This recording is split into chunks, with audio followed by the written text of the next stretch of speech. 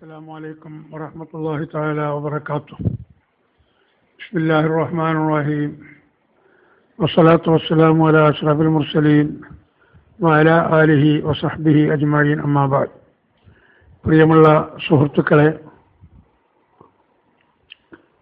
നമ്മുടെ സമസ്തയുടെ ചരിത്ര പഠനം, അതാണ് നമ്മുടെ വിഷയം. ഇത് നാം ഇങ്ങനെ പ്രതിപാദിക്കാൻ തുടങ്ങിയപ്പോൾ പല ഭാഗത്തു നിന്നും പല രൂപത്തിലുള്ള ഇളക്കങ്ങളും വരുന്നുണ്ട്. അപ്രിയ സത്യങ്ങൾ പറയുമ്പോൾ അങ്ങനെയാണല്ലോ. സംഗതി സത്യമാണ്, പക്ഷേ ചിലർക്കത് ഉൾക്കൊള്ളാൻ വളരെ പ്രയാസവുമാണ്. അങ്ങനെ വരുമ്പോൾ അവർക്ക് വലിയ ഒരു ടെൻഷനായി വരും ഇത്. അതിൻ്റെ പേരിൽ മറ്റ് ചില സ്വകാര്യ ഗ്രൂപ്പുകളിൽ ഇത് കേൾക്കുന്നവർ പോസ്റ്റ് ഇടുകയും വോയിസ് അയക്കുകയും ചെയ്യുന്നു. അങ്ങനെയുള്ള ഒന്ന് രണ്ട് വോയിസും പോസ്റ്റുമൊക്കെ ഞാനും കണ്ടു. എവിടുന്നെങ്കിലും എങ്ങനെയെങ്കിലും കാണുന്നതിന് മറുപടി പറയൽ നമ്മുടെ ലക്ഷ്യമല്ല. പക്ഷേ ചില വോയിസുകൾക്കും പോസ്റ്റുകൾക്കും നമ്മളെ ഉത്തരവാദപ്പെട്ട പ്രവർത്തകർ ഇങ്ങനെ പറയുന്നല്ലോ എന്ന് പറയുമ്പോൾ അത് പറയാതിരിക്കാനും നിവൃത്തിയില്ല. അതുകൊണ്ട് ഇന്ന് രണ്ട് കാര്യങ്ങൾ പറയാനുണ്ട്. ഒന്ന്, കാന്തപുരം അബൂബക്കർ മുസ്ലിയാർ വഹാബി ജമാഅത്തുകാരും മുത്തദീങ്ങളുമായൊക്കെ കൂടി ഇടപഴകി, എന്നിട്ട് സമസ്തൻ്റെ ഓഫീസിലേക്ക് കത്തയച്ചു, ഇതിനെക്കുറിച്ചൊന്നും നിങ്ങൾ ഇപ്പോൾ ഒന്നും പറയരുത്. എന്നിട്ട് കാന്തപുരത്തിനെ സമസ്തൻ്റെ ഓഫീസ് സെക്രട്ടറി സ്ഥാനത്ത് നിന്ന് പുറത്താക്കി. ഒരു ചങ്ങായി കണ്ടുപിടിച്ചതൊന്നും അതാണ്. മറ്റൊരു ചങ്ങാതിൻ്റെത് ഇങ്ങനെ പള്ളിക്കെന്തിനാണ് ഇങ്ങനെ സുന്നി, AK, സലഫി, മറ്റത് മറിച്ചത് എന്നൊക്കെ പറയണത് അല്ലേ? അതിനൊരൊറ്റ വാക്യമേ ഉള്ളൂ, അങ്ങനെ പറയണ്ട. സുന്നികളെ പള്ളി മാത്രം പള്ളിയായിട്ട് നിശ്ചയിച്ചാൽ അംഗീകരിച്ചാൽ മതി അല്ലേ? അപ്പം ആദ്യം ഒരു 5 മിനിറ്റ് ഞാൻ അതിനെ മറുപടി പറയട്ടെ. ഇത് ഈ പള്ളി എന്തിനാണ്, മറ്റേ കുറച്ച് വിശദമായിട്ട് പറയാനുള്ളതാണ്. ഇത് AP ഉസ്താദ് എവിടെ കൂടി, ആര് കൂടി എന്നൊക്കെ ഉള്ളത് നമുക്കൊന്ന് വിശദമായിട്ട് പറയണമല്ലോ. ഇത് പിന്നെ അങ്ങനെ തോനെ പറയാനൊന്നുമില്ല. കാരണം എന്തിനാ പള്ളിക്ക് ഇങ്ങനെ പേരിടുന്നതാണ്. AP പള്ളി, പള്ളി എന്നൊക്കെ പറയുന്നുണ്ട്. അതുകൊണ്ട് ഓൻ പറയാണ് ഞാൻ മസ്ജിദുൽ ഹുദന്റെ സെക്രട്ടറിയാണ് അല്ലേ? ആ പറയുന്ന ഓൻ തന്നെ ആരാണ്? ഒരു സലഫി പള്ളിൻ്റെ ആളാണ്. ഓൻ്റെ സംസാരം കേട്ടാൽ അതിനത് തിരിയും ചെയ്യും അല്ലേ? എന്നാ പ്രിയപ്പെട്ട സുഹൃത്തുക്കളെ, അങ്ങനെ ഒരു പേര് ഇല്ലായിരുന്നു അല്ലേ? ആയോടെ പേരുള്ള ഒരു പള്ളി, ദുനിയാവിൽ അംഗീകരിച്ച പേരുള്ള ഒരു പള്ളിയുള്ളത് മസ്ജിദുൻ നബവി എന്ന് പറഞ്ഞാൽ സല്ലല്ലാഹു അലൈഹി വസല്ലം തങ്ങളുടെ പള്ളി അല്ലേ? അതിപ്പോൾ ഒരു വേണ്ടാന്ന് പറയുക, അള്ളാഹുവിൻ്റെ പള്ളിയല്ലേ, റസൂലുള്ളാഹിയുടെ പള്ളിയാണോ അല്ലേ? റസൂലുള്ളാഹി പറഞ്ഞ് മസ്ജിദി ഹാദാ, എൻ്റെ ഈ പള്ളിയിൽ വന്ന് നിസ്കരിച്ചാൽ. പെണ്ണുങ്ങൾ പള്ളിയിൽ നിസ്കരിക്കാൻ വരുന്നതിനെക്കുറിച്ച് ഒരു പെണ്ണ് ചെന്ന് ചോദിച്ചപ്പോൾ ആ പെണ്ണിന് റസൂലുള്ള വേണ്ടതുപോലെ പഠിപ്പിച്ചു കൊടുക്കുകയാണ്. നിന്റെ വീട്ടിൽ വെച്ച് നീ നിസ്കരിക്കലാണ് നല്ലത്. അല്ല, നിന്റെ വീട്ടിൻ്റെ വളപ്പിൽ കോമ്പൗണ്ടിൽ നിനക്ക് സ്വന്തം ഒരു പള്ളി, നിന്റെ കുടുംബക്കാരെടുത്ത പള്ളി ഉണ്ട്, അതിലാണ് നല്ലത്. അല്ലെങ്കിൽ നിന്റെ വീട്ടിൻ്റെ സിറ്റ് ഔട്ടിൽ വെച്ച്, അല്ലെങ്കിൽ വീട്ടിൻ്റെ അകത്ത് വെച്ച്. ഏറ്റവും ശ്രേഷ്ഠമേറിയത് നിന്റെ വീട്ടിൻ്റെ അകത്ത് അധികമാർക്കും പ്രവേശനമില്ലാത്ത, അഥവാ നീ മാത്രം പ്രവേശിക്കുന്ന, അതല്ലെങ്കിൽ നിസ്കരിക്കാൻ വേണ്ടി മാത്രം തയ്യാറാക്കിയ ഒരു വീടുണ്ടെങ്കിൽ, റൂമുണ്ടെങ്കിൽ അതാണ് നല്ലത് എന്ന് റസൂലുള്ളാഹി പറഞ്ഞിട്ട് മസ്ജിദി ഹാദാ, എൻ്റെ ഈ പള്ളിയിൽ നിസ്കരിക്കുന്നതിനേക്കാൾ നിനക്ക് നല്ലത് അതാണ് എന്ന് റസൂലുള്ളാഹി പഠിപ്പിച്ചു അല്ലേ? അപ്പോൾ നമുക്ക് ആ പള്ളിയെക്കുറിച്ച് റസൂലുള്ളാഹിയുടെ പള്ളി എന്ന് പറയുന്നു. ബാക്കി പള്ളികളൊക്കെ അള്ളാഹിൻ്റെ പള്ളി തന്നെ. ഈ പള്ളി അള്ളാഹിൻ്റെ തന്നെ. ഞാൻ വിശദീകരിക്കാം, ഒരു മിനിറ്റ്. ഇപ്പോൾ മസ്ജിദുൻ നബവിക്ക് ആ പേര് റസൂലുള്ളാഹിൻ്റെ കാലം മുതൽ ഇന്ന് വരെ ഉള്ളതാണ്. അതിപ്പോൾ ഇനി ഏത് വഹാബി വന്ന് മാറ്റാൻ പറഞ്ഞാലും അത് മസ്ജിദുൻ നബവി തന്നെ അല്ലേ? പിന്നെ അള്ളാഹു ഖുർആനിൽ പറഞ്ഞ ഒരു പേരാണ് മസ്ജിദുൽ ഹറാം. അതിൻ്റെ പേരും അങ്ങനെ തന്നെ, അതിൽ പിന്നെ മാറ്റമല്ല. പിന്നെ അതുപോലെ ഖുർആനിൽ പറഞ്ഞ മറ്റൊരു പേരുണ്ട് മസ്ജിദുൽ അഖ്സ അല്ലേ? സുബ്ഹാനല്ലദീ അസ്റാ ബി അബ്ദിഹി ലൈലൻ മിനൽ മസ്ജിദിൽ ഹറാമി ഇലൽ മസ്ജിദിൽ അഖ്സ. മസ്ജിദുൽ ഹറാം, മസ്ജിദുൽ അഖ്സ. അപ്പം അങ്ങനെ പള്ളിക്ക് പേരിടാം, ഒക്കെ അള്ളാഹിൻ്റെ പള്ളി തന്നെയുള്ളത്, പേരിടേണ്ടോടത്തിടാം. പക്ഷെ നമ്മളെ നാട്ടിൽ പള്ളി, പള്ളി എന്ന് പറഞ്ഞ് അങ്ങനെ ഒരു പള്ളിയില്ല, അതിൻ്റെ ആവശ്യമല്ല. പിന്നെ എന്താ ഇപ്പോൾ ഇത് വേണ്ടി വന്നത്? 1400 കൊല്ലം മുമ്പ് കേരളത്തിൽ മഹാനായ മാലിക് ദീനാർ റളിയല്ലാഹു അൻഹുവും അനുചരന്മാരും വന്ന് 10-11 പള്ളികൾ കേരളത്തിൽ എടുത്തു. കേരളം എന്ന് പറഞ്ഞാൽ അന്നത്തെ മലബാറിൽ അഥവാ മംഗലാപുരം വരെ പെടുകയാണ്. അതിൻ്റെ ഇടയിലായിട്ട് 11-10 പള്ളികൾ അവരെടുത്തു. ഈ പള്ളിക്കൊന്നും AP പള്ളി ഈക്കപ്പള്ളി എന്നൊന്നും പേരില്ലായിരുന്നു. അങ്ങനെ പള്ളികൾ പിന്നെ മുസ്ലിമീങ്ങൾ പലയിടത്തും കൂടി 100 1000 അപ്പോൾ അവിടെ ഒരു പള്ളിയെടുത്ത് നിസ്കാരപ്പള്ളി അഥവാ ഖുതുബയില്ലാത്ത ജുമായില്ലാത്ത പള്ളി അതിനങ്ങനെ പറയും. പിന്നെ ആളുകൾ തോനെ കൂടിയപ്പോൾ അതിൽ തന്നെ ജുമാ തുടങ്ങി. അങ്ങനെ ഇന്നിപ്പോൾ കേരളത്തിൽ ആയിരക്കണക്കിന് പള്ളികളുണ്ട്.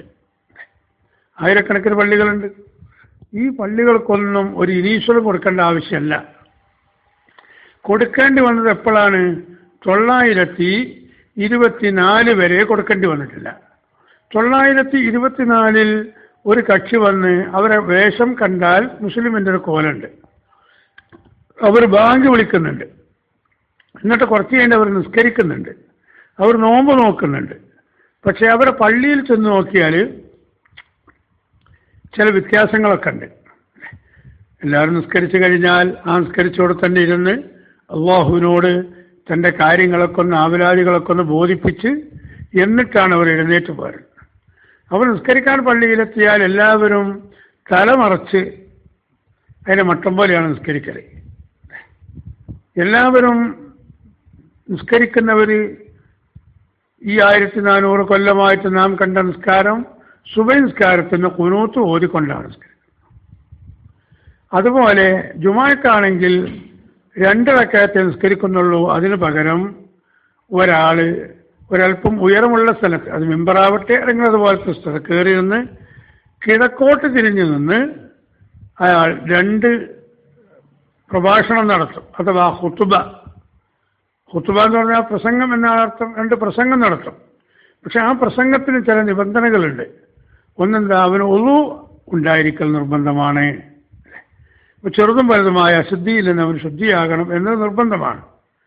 ഈ പറയുന്നവൻ കിഴക്കോട്ട് നോക്കി തന്നെ പറയണം എന്നുള്ളതും നിർബന്ധമാണ്. ഈ പറയുന്നവൻ ആണായിരിക്കണം എന്നുള്ളതും നിർബന്ധമാണ്. അപ്പോൾ സാധാരണ പ്രസംഗം അല്ല എന്നതിൽ നിന്ന് മനസ്സിലാക്കി. സാധാരണ പ്രസംഗമാണെങ്കിൽ ഇന്ദിരാഗാന്ധി ഇവിടെ വന്ന് പ്രസംഗിച്ചിരുന്നു, ഇന്ദിരാഗാന്ധി ആണല്ല. അത് കിഴക്കോട്ടോ പടിഞ്ഞാട്ടോ തെക്കോട്ടോ എന്നുള്ള വ്യത്യാസമുണ്ടായിട്ടില്ല. എവിടെയാ സ്റ്റേജ് കെട്ടാൻ സൗകര്യം അവിടെ സ്റ്റേജ് കെട്ടി, എവിടേക്കാണോ നോക്കാൻ സൗകര്യം അങ്ങോട്ട് നോക്കി അല്ലേ. അങ്ങനെ പ്രസംഗിച്ചുകൊണ്ടിരിക്കുമ്പോൾ ഒരല്പസമയം ഇരിക്കലില്ലായിരുന്നു. എന്നാൽ ചില ആളുകൾ ഇരുന്ന് തന്നെ പ്രസംഗിക്കലുമുണ്ട്. അപ്പോൾ അത് അങ്ങനെ ഇരുന്ന് പ്രസംഗിക്കുന്നവരങ്ങനെ ചെയ്യും. ഇങ്ങനെ ചില വ്യത്യാസപ്പെട്ട പ്രസംഗമായതുകൊണ്ട് അതിന് ഖുതുബ എന്ന് പേര് വെച്ചു. ആ ഖുതുബയിൽ നിർബന്ധമാണ് ജനങ്ങളെ തഖ്വ കൊണ്ട് വസിയ്യത്ത് ചെയ്യൽ. ആ ഖുതുബയിൽ നിർബന്ധമാണ് ആ പ്രസംഗത്തിൽ റസൂലുള്ളാഹിന്റെ പേരിൽ സ്വലാത്ത് ചൊല്ലൽ.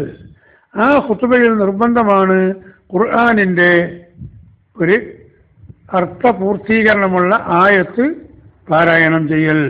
ആ ഖുതുബയിൽ നിർബന്ധമാണ് മുഅ്മിനീങ്ങൾക്ക് വേണ്ടി പ്രാർത്ഥന നടത്തൽ. മറ്റുള്ള പ്രസംഗങ്ങളിൽ ആയത്തോതിക്കൊള്ളണമെന്നില്ല, മറ്റുള്ള പ്രസംഗങ്ങളിൽ തഖ്വ കൊണ്ട് വസിയ്യത്ത് ചെയ്യണമെന്നില്ല. പല പ്രസംഗങ്ങളിലും കുലുമാല് കൊണ്ട് വസിയ്യത്ത് ചെയ്യൽ. അതുപോലെ അങ്ങനെ ആക്കണം, ഞങ്ങൾ കണ്ടോ, ഞങ്ങൾ ചുട്ടുകളയും, ഞങ്ങൾ ആനയാക്കി കളയും, കുതിരയാക്കി കളയും എന്നൊക്കെ പറഞ്ഞിട്ടാണ് പല പ്രസംഗം. ഇങ്ങനെയൊക്കെയുള്ള നിബന്ധന ഒത്ത പ്രസംഗങ്ങൾ അവരിൽ കാണുന്നില്ല. ഇപ്പം ഈ ഇടയ്ക്ക് മന്ത്രിയായ ഒരു കടന്നപ്പള്ളി രാമചന്ദ്രൻ ഒരു മുഖ്തദീൻ്റെ പള്ളിയിൽ കയറി ഖുതുബോദി എന്നാണ് സോഷ്യൽ മീഡിയയിൽ കൂടെ മനസ്സിലായത്. എന്താണ് അതിൻ്റെ സത്യാവസ്ഥ നമ്മൾ അറിഞ്ഞിട്ടില്ല, അന്വേഷിക്കാൻ പോയിട്ടുമില്ല. ഫോട്ടോ ഒക്കെ കണ്ടിരുന്നു, അങ്ങനെ പള്ളിൻ്റെ ഉള്ളിൽ നിൽക്കുന്നതും നിസ്കരിക്കാൻ നിന്നപ്പോൾ കടന്നപ്പള്ളി അപ്പുറത്ത് നിൽക്കുന്നതും ബാക്കിയുള്ളവർ ഇപ്പുറത്ത് നിസ്കരിക്കണമൊക്കെ കണ്ടിരുന്നു. അല്ലാഹു ആലം.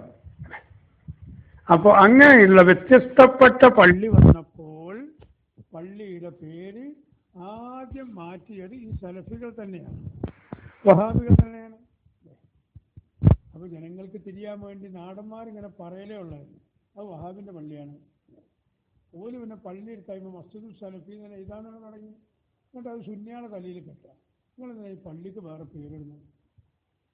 പള്ളി എന്താ ഈക്കേണ്ടതാ? പള്ളി ഏൽക്കേണ്ടതാ? പള്ളി അള്ളാൻ്റെതല്ലേ? സുന്നികളെ പള്ളി മുഴുവനും അള്ളാൻ്റെതാണ്. വഹാബിന്റെ പള്ളികളൊന്നും പള്ളികളായിട്ട് അംഗീകരിക്കൂല. വഹാബിന്റെ പള്ളി പള്ളിയായിട്ട് അംഗീകരിക്കൂല. വഹാബിന്റെ പള്ളിയിൽ എത്തിക്കാപ്പിരുന്നാൽ എത്തിക്കാപ്പിന്റെ കൂലി കിട്ടൂല.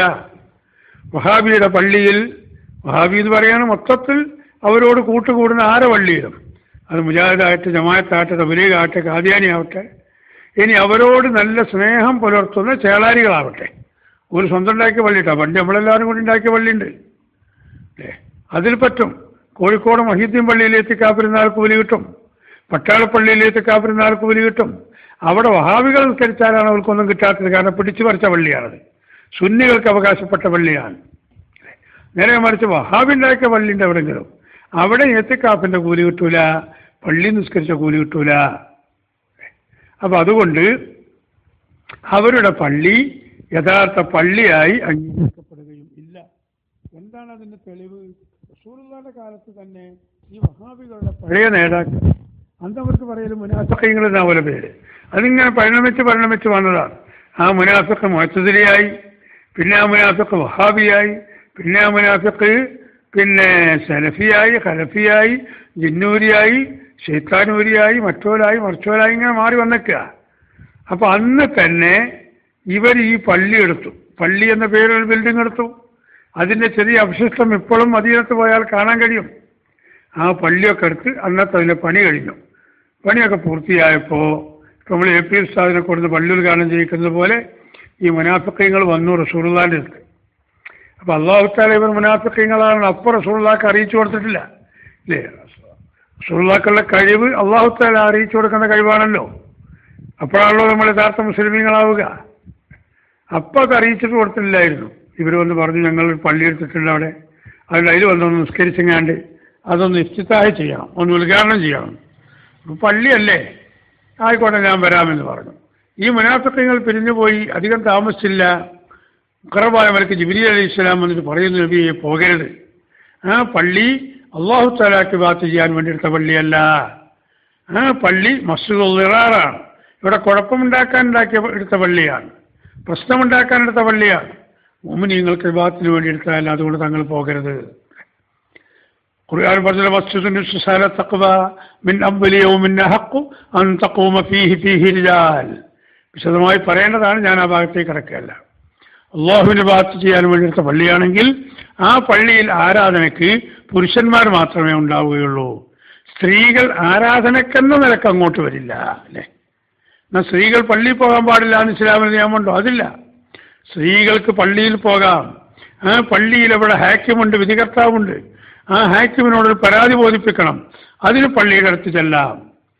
അല്ലെങ്കിൽ എന്തെങ്കിലും ഒന്ന് ദുആ ചെയ്യാൻ വേണ്ടി അവിടെയുള്ള പണ്ഡിതനോട് പറയണം, അതിനും ആ മര്യാദകളൊക്കെ പാലിച്ച് അവർക്ക് പോകാം അല്ലേ? അല്ല, അവിടെ ദീനിന്റെ മസലകൾ പഠിപ്പിച്ചു കൊടുക്കുന്നുണ്ട്, അത് പുറത്തേക്ക് കേൾക്കുന്നുണ്ട്. അവിടെ പള്ളിയല്ലാത്ത മറ്റൊരു ഭാഗത്ത് ചെന്നിരുന്ന് ഇറക്കിക്കെട്ടിയ തായ്വര എന്ന് പറയും പഴയ പള്ളിക്കൊക്കെ, അല്ലെങ്കിൽ അതിന് ഇറക്കിക്കെട്ടിയ ഷീറ്റ് ഇട്ടിട്ടോ താർപ്പായി കെട്ടിയിട്ടോ സ്ത്രീകൾക്ക് ഇരിക്കാൻ സൗകര്യത്തിന് ഒരു മറയുണ്ടാക്കിയിട്ടുണ്ടെങ്കിൽ അവിടെയും സ്ത്രീകൾക്ക് ചെന്ന് ദീന് പഠിച്ചു പോരാം. അങ്ങനെയൊക്കെ പോകാം. പക്ഷെ ഇബാദത്തിന് വേണ്ടി, നിസ്കരിക്കാൻ വേണ്ടി പെണ്ണുങ്ങൾക്ക് പള്ളിയിൽ പോകാൻ പാടില്ല. ഒരേ ഒരു വിവാദത്തിന് വേണ്ടി മാത്രമാണ് പെണ്ണുങ്ങൾക്ക് പള്ളിയിൽ പ്രവേശിക്കാൻ അനുവാദം കൊടുത്തത്. അതേതാണ്?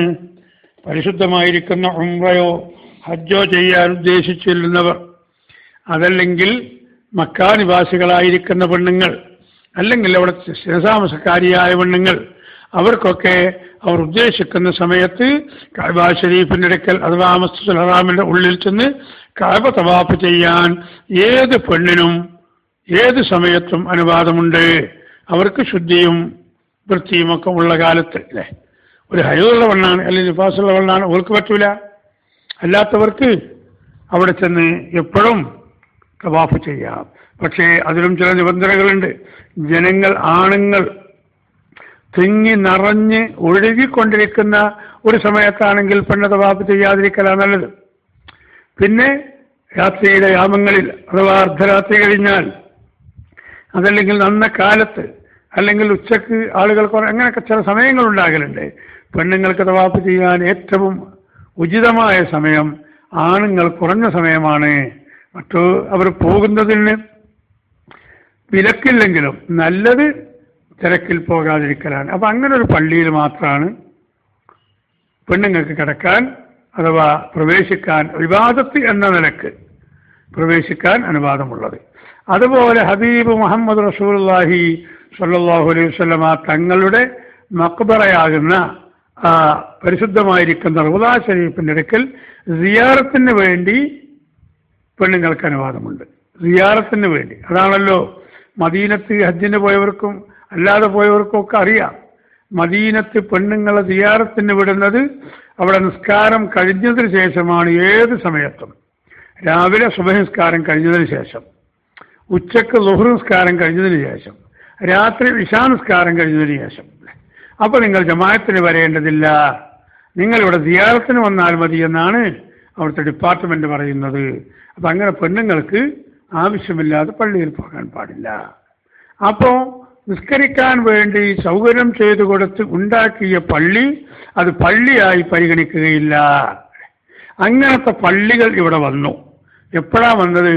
924 ശേഷം ഒരു 90 കൊല്ലം മുമ്പേ വന്നിട്ടുള്ളൂ അല്ലേ? 90 കൊല്ലമായി. അതിന് ശരിക്കായിട്ട് ഒരു 10-50 കൊല്ലം ആയിട്ടുള്ളൂ. അതുവരെയൊക്കെ എങ്ങനെ നമ്മളെ പള്ളി തട്ടിയെടുത്തത് പിടിച്ചെടുത്തൊക്കെയായിരുന്നു.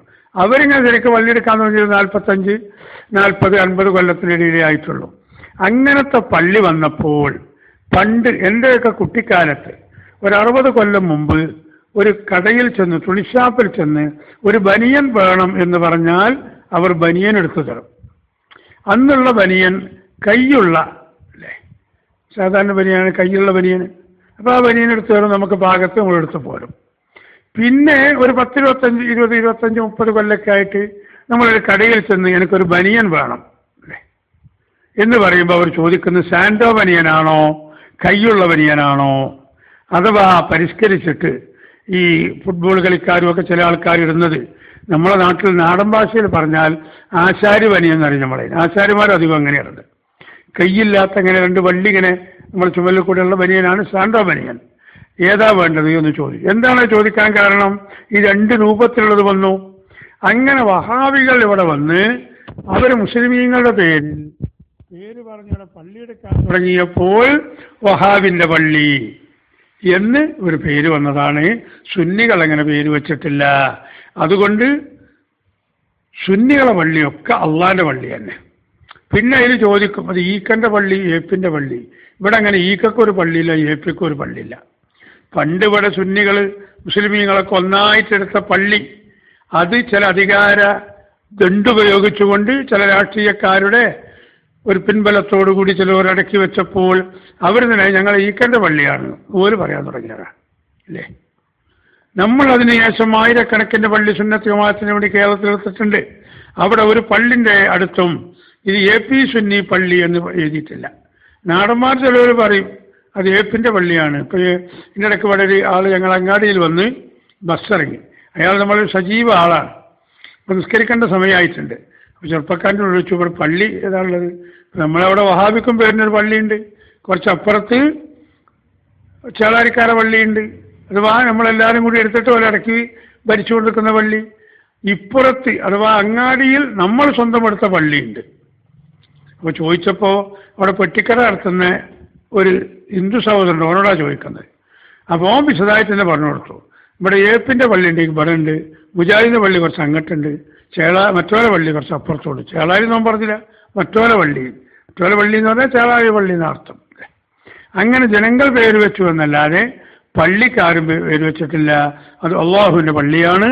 ആ പള്ളി എന്ന നിലക്ക് തന്നെ അതിനെ നാം ആദരിക്കുക, ബഹുമാനിക്കുക. പള്ളിയിൽ ഗ്രൂപ്പില്ല, പള്ളിയിൽ സിലബസ് ഇല്ല.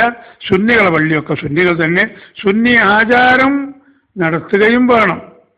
ജുമാൻ്റെ മുമ്പ് പ്രസംഗിക്കുന്ന പള്ളിയാണെങ്കിൽ അത് സുന്നിൻ്റെ പള്ളി എന്ന് പറഞ്ഞുകൂടാ. ജുമാൻ്റെ മുമ്പ് സ്ഥിരമായി പ്രസംഗിക്കുന്ന പള്ളിയുണ്ടല്ലോ, അതൊരു സുന്നിൻ്റെ പള്ളി നമുക്ക് പറഞ്ഞുകൂടെ ശരിക്ക് അല്ലേ. അപ്പോൾ അവരതിനനുസരിച്ചുള്ള കാര്യങ്ങളൊക്കെ ബാക്കിയും ചെയ്യാം. അതുകൊണ്ട് ആ പള്ളിക്കെന്തിനാ പേര് വെച്ച് എന്ന് ഇവിടെ ഇങ്ങനെ ഒരു പ്രശ്നം സൃഷ്ടിക്കുന്ന ചെറുപ്പക്കാരനോടും ആ വഹാബിയാണെന്ന് തോന്നുന്നു. അള്ളാഹു ആലം. അവന് സംസാരം കിട്ട അങ്ങനെ തോന്നിയതാ. അള്ളാഹു ആ വഹാബിയത്തൊക്കെ മനസ്സിൽ നിന്ന് നീക്കി സുന്നത്ത് ജമാഅത്തിലൊരു കുറച്ച് പ്രവർത്തിച്ച് ജീവിച്ച് മരിക്കാൻ ആ സഹോദരൻ എല്ലാവർക്കും അള്ളാഹു തൗഫീഖ് നൽകുമാറാകട്ടെ. നമുക്ക് ദുആ ചെയ്യാം. അല്ലേ? അതുകൊണ്ട് അങ്ങനെയുള്ള സംശയം ഇനി മറ്റാർക്കെങ്കിലും ഉണ്ടെങ്കിൽ അവർക്ക് കൂടി ഈ മറുപടി പറഞ്ഞുകൊണ്ട് ഞാനത് അവസാനിപ്പിക്കുന്നു. ഇനി ബഹുമാനപ്പെട്ട AP ഉസ്താദ് അവർകൾ ഇങ്ങനെ വഹാബികളെ മൗദൂദികളെ മുർത്തദികളെ കൂടെ കൂടി എന്നിട്ടിങ്ങനെ വഹാബികൾക്കെതിരെ പറയുന്നു. ഇതിലെന്താ അർത്ഥമുള്ളത്? ഞാൻ ടീസിൻ്റെ ക്ലാസ് നിന്ന് കേട്ടു. TC മാത്രമാണ് ഈ സമസ്ത വിശദീകരിക്കാനുള്ളത്. അയാൾ എന്ത് വിശദീകരണം എന്നൊക്കെ എന്നെ ആക്ഷേപിക്കുന്നത് കേട്ടു. ഞാൻ മാത്രമൊന്നുമല്ല, പലർക്കും ഉണ്ട്. പക്ഷേ ഉള്ളതുപോലെ പറയണം. ഞാൻ ഈ പറയുന്ന വിശദീകരണങ്ങൾ ഇന്നത് ശരിയല്ല എന്ന് പറയാൻ ഒരു ഉമ്മക്ക് ജനിച്ച തൻ്റേടമുള്ള ഒരാൺകുട്ടി മറുഭാഗത്ത്, അഥവാ നമ്മൾ ഈ പറയുന്നതിൻ്റെ മറുഭാഗത്ത്, അവർ വഹാബിയാകട്ടെ, മൗദൂദിയാകട്ടെ, ചേളാരിയാവട്ടെ, കാദ്യാനിയാവട്ടെ, ചേകനൂരാവട്ടെ, ആരായിരുന്നാലും ശരി, ഞാൻ അവരോട് പറയുന്നു, ഞാൻ ഈ ക്ലാസ്സുകളിൽ ഇത്രയും കാര്യങ്ങൾ മണിക്കൂർ കണക്ക് സംസാരിച്ചതിൽ ഇന്ന ഒരു പോയിന്റ് നിങ്ങളെ പറഞ്ഞത് ശരിയല്ല, നിങ്ങൾ ആ സംസ്കൃതമയെക്കുറിച്ച് ആ പറഞ്ഞത് ശരിയല്ല, അതല്ലെങ്കിൽ ആ സമസ്തയുടെ പുനഃസംഘടനയെക്കുറിച്ച് ആ പറഞ്ഞത് ശരിയല്ല, അല്ലേ, കാന്തപുരത്തിനെ പുറത്താക്കിയതാണ്, അവരിറങ്ങിപ്പോകുന്നതല്ല എന്ന് തെളിയിക്കാൻ ആ ഒരു ഉമ്മ പെറ്റ തൻ്റേതമുള്ള ഒരാണ്, അത് മൂല്യരാവട്ടെ അപ്പുറത്തുള്ള അല്ലാത്തവരാകട്ടെ ആരാണെങ്കിലും ഉണ്ടെങ്കിൽ അവർ ധൈര്യസമേതം എൻ്റെ മുന്നിൽ വരണമെന്ന് ആവശ്യപ്പെട്ടുകൊണ്ട് ബഹുമാനപ്പെട്ട AP ഉസ്താദ് അവർകൾ ഏത് വഹാബിനൊപ്പം കൂടി എന്താണ് വിഷയം, അത് ഏകദേശം 38 കൊല്ലം മുമ്പുള്ളതാണ്. ഇൻഷാ അള്ളാഹ് KMIC ക്ലാസ് റൂമിലൂടെയും മറ്റുമൊക്കെ പലവരും നമ്മളത് പറഞ്ഞിട്ടുണ്ട്. എന്നാലും ഇങ്ങനെ ഇവർ അഴിഞ്ഞാടുമ്പോൾ ഒന്നുകൂടി അത് പറഞ്ഞു തരാം. അറിയാത്തവർക്ക് കേൾക്കാത്തവർക്കൊന്ന് മനസ്സിലാവട്ടെ, കേട്ടവർ ഒന്നുകൂടി അത് ദൃഢമാക്കട്ടെ എന്ന വിഷയത്തിലാണ് ഇത് പറയുന്നത്. അള്ളാഹു തൗഫീഖ് ചെയ്ത് ഹക്കായ രൂപത്തിൽ പറയാൻ നമുക്കൊക്കെ അള്ളാഹു അനുഗ്രഹിക്കുമാറാകട്ടെ എന്ന് ഞാൻ ദുആ ചെയ്യുകയും ചെയ്യുന്നു. എന്താണ് ആ സംഭവം? നമുക്കൊന്ന് വിശകലനം ചെയ്യാം. 1978 ഇത് വിമർശിച്ചവർ, കാന്തപുരം എങ്ങനെ അവരൊപ്പം കൂടിയെന്ന് പറയുന്നവർ വേണ്ടതുപോലെ മനസ്സിലാക്കണം. 1978 മർക്കസു സഖാഫത്തി സുന്നയുടെ ശിലബായി മഹാനായ അബ്ദുള്ള കുലൈബൽ ഹാവിലി കൊടുത്ത ചെറിയ സംഖ്യ കൊണ്ട് അതിൻ്റെ പ്രവർത്തനം ആരംഭിച്ചു. അഥവാ അതിന് ഏതാനും പില്ലറുകൾ നാട്ടി. ആ പില്ലറുകൾക്ക് അടിയിൽ ചെറിയ ഒരു കുളവും വാർത്തിട്ടുണ്ട്, തറക്ക് പകരമുള്ള. അപ്പോഴേക്കും ആ കാശൊക്കെ തീർന്നു പോയി. നാട്ടിൽ നിന്ന് അന്ന് ഉസ്താദ് 5000 തരണം. ഇത് ഇന്നത്തെ 5 ലക്ഷം ചോദിക്കുന്നതിന് പകരം ഇന്നിപ്പോൾ ഉസ്താദിന് 5 ലക്ഷം വേണമെന്ന് പറഞ്ഞാൽ ഒരു ഫോണ് ഒരു മുതലാളിക്ക് ചെയ്ത് നമുക്കൊരു അത്യാവശ്യമുണ്ടല്ലോ ഒരു 5 ലക്ഷം, അത് ഞാൻ കുറച്ച് കഴിഞ്ഞിട്ട് അങ്ങോട്ട് തരാം. അപ്പം ഈ മുതലാളി പറയുന്നു, ഉസ്താദെ ആരെങ്കിലും ഇങ്ങോട്ട് പറഞ്ഞേക്കാനുണ്ടോ? ഇല്ലെങ്കിൽ കുറച്ച് കഴിഞ്ഞ് ഞാൻ അങ്ങോട്ട് കൊണ്ടുതരാം എന്ന് പറയുന്ന പദവിയിലേക്ക് അൽഹംദുലില്ലാ അള്ളാഹുവിൻ്റെ തൗഫീഖ് കൊണ്ട് ഉസ്താദ് ഇന്ന് ഉയർന്നു വന്നിട്ടുണ്ട്. എന്നാൽ 978 അഥവാ 38 കൊല്ലം മുമ്പ്, 38 കൊല്ലം മുമ്പ് ഈ നിലപാട് ആയിട്ടില്ല. കാരണം വിശദീകരിക്കുന്ന സമയത്ത് എല്ലാം ഹക്കായിട്ട് തന്നെ പറയണമല്ലോ. അന്ന് AP ഉസ്താദ് 5000 ഉറുപ്പിക കടം ചോദിച്ചാൽ ചിലപ്പോൾ കൊടുക്കാൻ ആൾ ഇല്ലാത്ത അവസ്ഥയും വരും. എല്ലാവരുമാണ് എന്നുള്ളതല്ല, ആരെങ്കിലും കൊടുത്തു എന്നും വരും. പക്ഷെ ഇന്നത്തതുപോലെ അല്ല. അതുകൊണ്ടാണല്ലോ വെള്ളാമ്പുറം അടുത്ത്, നമ്മളെ മോങ്ങത്തിനടുത്ത വെള്ളാമ്പുറം, അവിടെ മർക്കസിൻ്റെ ഒരു സ്ഥലം നോക്കിയിരുന്നു. 5 ഏക്കർ സ്ഥലമുണ്ട് ഒരാളെടുത്ത്. മർക്കസ് അന്ന് ചോദിക്കുന്നതിന് ഞങ്ങൾക്ക് 2 ഏക്കറോ അല്ലെങ്കിൽ 3 ഏക്കറോ കിട്ടിയാൽ മതിയെന്നാ. കാരണം അത്രയും അന്ന് കാശുള്ളൂ അതിൻ്റെ പേരിൽ. അങ്ങനെ ആചാര്യ ആയിക്കോട്ടെ നമ്മൾ നോക്കാം എന്നൊക്കെ പറഞ്ഞു. പിന്നെ ഇവർ പോയതിന് ശേഷം ആചാര്യക്കൊരു സംശയം, ഇതിപ്പോൾ ഒരു പള്ളിയിൽ ദർസ് നടത്തുന്ന മൂല്യന്മാരാണ് വന്നത്. ഓൽക്കാണെങ്കിൽ 500 രൂപയുടെ ശമ്പളമല്ല. അപ്പോൾ അവർക്കിപ്പോൾ ഈ സ്ഥലം കൊടുത്താൽ ഈ പൈസ കിട്ടുമോ എന്ന് ഒരു സംശയം ഇയാൾക്ക്. അപ്പോൾ പിന്നെ ഇയാൾ ചെന്നിട്ട് പറഞ്ഞ്, പിന്നെ ആ സ്ഥലം അത് മക്കളും മറ്റുമൊക്കെ പറഞ്ഞു നോക്കുമ്പോൾ അത് പിന്നെ കൊടുക്കാന്നാണ് പറയണത്. അതിപ്പോൾ കൊടുക്കണ്ട എന്നതിൻ്റെ അർത്ഥം എന്താ? നിങ്ങൾക്ക് അതിൻ്റെ പൈസ തരാൻ കഴിയൂല. അങ്ങനത്തെ ഒരു ചുറ്റുപാടായിരുന്നു 38 കൊല്ലം മുമ്പെങ്കിൽ ഇന്ന് ആ നിലപാടൊക്കെ മാറി ഉസ്താദിൻ്റെ ലക്ഷവും കോടിയൊന്നൊരു വിഷയമില്ലാത്ത കാലമായിട്ടുണ്ട്. അന്ന് അങ്ങനെയായിരുന്നില്ല.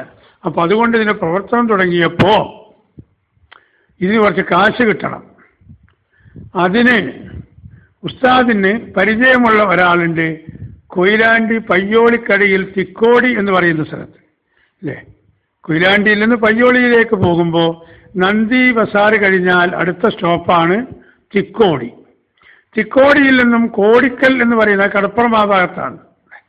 കോടിക്കൽ ഇതൊക്കെ ആ ഭാഗത്തുള്ളവർക്ക് അറിയാം ഈ സ്ഥലങ്ങളൊക്കെ. അവിടെയുള്ള ഉസ്താദിൻ്റെ ഒരു ലോകക്കാരനോട് ഈ കാര്യം ഉസ്താദ് പങ്കുവച്ചു. അപ്പോൾ അദ്ദേഹം വന്ന് ഖത്തറിൽ ഒരു ചെറിയ ബിസിനസ് നടത്തുന്ന ആളാണ്. അപ്പോൾ അവർ പറഞ്ഞു, ഉസ്താദ് ഞങ്ങൾ വിസിറ്റ് വിസക്ക് നിങ്ങളൊന്ന് ഖത്തറിലേക്ക് വരും.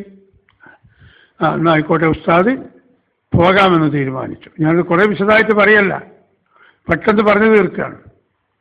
അങ്ങനെ ഉസ്താദിന് അദ്ദേഹം വിസിറ്റ് വിസ കൊടുത്തു. ഉസ്താദ് ഖത്തറിൽ പോയി.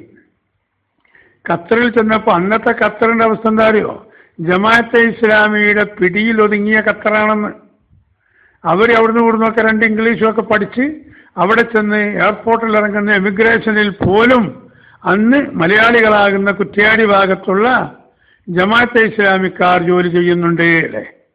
നമ്മളെ സിറാജുൽ ഹുദയെക്കുറിച്ച് നമുക്കൊന്ന് പറയാനുണ്ട്. അതൊരു ദിവസം തന്നെ അതിന് വേണം. അപ്പോൾ ഞാൻ ആ കാര്യം പറയും. കുറ്റ്യാടി ജമാഅത്തെ ഇസ്ലാമിയുടെ പിടിയിലായിരുന്നു. അവർ ദീനിൻ്റെ കാര്യമൊന്നും പഠിച്ചിട്ടില്ലെങ്കിലും കുറച്ച് ഭൗതിക വിദ്യാഭ്യാസം നേടി അവരൊക്കെ എങ്ങനെയോ ഖത്തറിലെത്തിയിട്ടുണ്ട്. അപ്പോൾ അവരവിടുത്തെ ഉദ്യോഗസ്ഥന്മാരിൽ അവരുണ്ട്. ഡിപ്പാർട്ട്മെൻറ്റിൽ പിടിപാടുള്ളവരും ഉണ്ട്. അങ്ങനെ സുന്നികൾ ആരെങ്കിലും ചെന്നാൽ അവരെ പീഡിപ്പിക്കുക എന്നത് ഇവരുടെ ഒരു സ്വഭാവമായിരുന്നു. ഞാൻ തന്നെ ഒരു പ്രാവശ്യം ഖത്തറിൽ പോയത് അബുദാബിയിലുള്ള കാലത്ത് ഖത്തറിൽ ചെല്ലുമ്പോൾ 1988 മറ്റൊന്നാണ് എൻ്റെ ഓർമ്മ. ശരിക്ക് തീയതി എനിക്ക് നല്ലോണം ഓർമ്മല്ല, അല്ലെങ്കിൽ 89 ആയിരിക്കണം അല്ലേ. നമ്മളെ വൈലത്തൂർ ബാവഹാജിക്ക്, അതുപോലെ റഷീദ് ക്ലാരി ഇന്നും ഖത്തറിലുണ്ട്. വൈലത്തൂർ ബാവഹാജി ഇപ്പോൾ നാട്ടിൽ വിശ്രമിക്കുക നാട്ടിലാണുള്ളത്. അവർക്കൊക്കെ അറിയാം ഈ വിവരം. ഞാനന്ന് ചെന്നപ്പോൾ ഒരു അറബി വേഷത്തിലായിരുന്നു ഞാൻ ചെന്നത്. പണ്ട് ഇവിടെ ഇങ്ങനെ ചില ആളെന്നെ ആക്ഷേപിച്ചിരുന്നു, ഇങ്ങനെ അറബി വേഷത്തിൽ ഇവിടെ നടന്നു എന്നൊക്കെ പറഞ്ഞു. ഇവിടെ ഞാൻ നിങ്ങളൊക്കെ പായിട്ടിട്ടുള്ളൂ. അതിന് തൽപര കക്ഷികൾ ഇങ്ങനെ ഒരു പ്രചണ്ഡമായ പ്രചരണം വെറുതെ അഴിച്ചു വിട്ടതാ. അവിടെ ഞാൻ കരുതി കൂട്ടി അറബികൾ അതേ വേഷം തന്നെ, ഇങ്ങനെ കന്തൂറയിട്ട് തട്ടങ്ങനെ അവരിടുന്നത് പോലെ ഇട്ട് ചുവന്ന തട്ടായിരുന്നു.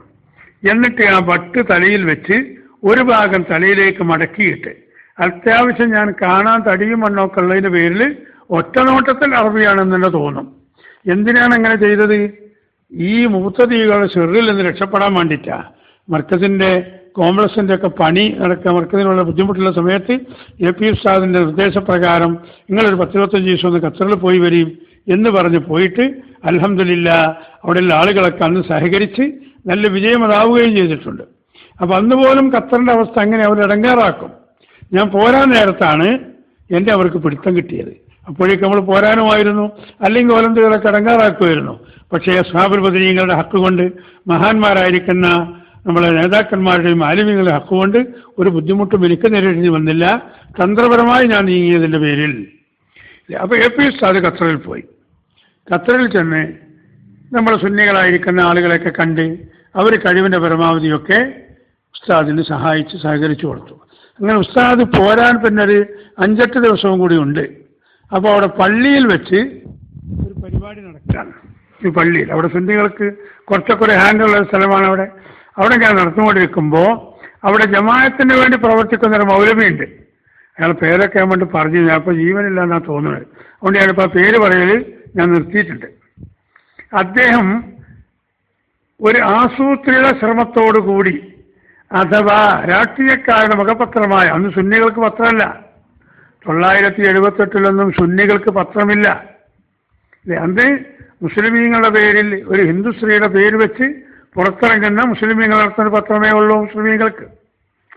അതിൻ്റെ ആളെയും വിളിച്ചു ചേർത്ത് ഈ മൗലവി AP ഉസ്താദ് പ്രസംഗിക്കുന്ന ആ ഭാഗത്ത്, പള്ളിയിലാകുമ്പോൾ സ്റ്റേജൊന്നും ഉണ്ടാവുമല്ലോ, അപ്പോൾ ഉസ്താദിൻ്റെ 2-3 നമ്മുടെ പ്രവർത്തകർ അവിടെ ഉള്ള മൂല്യന്മാരൊക്കെ ഉണ്ട്, ഓലൊക്കെ നിൽക്കുന്ന ആ ഭാഗത്ത് ഇയാളും ചെന്നിരുന്നു.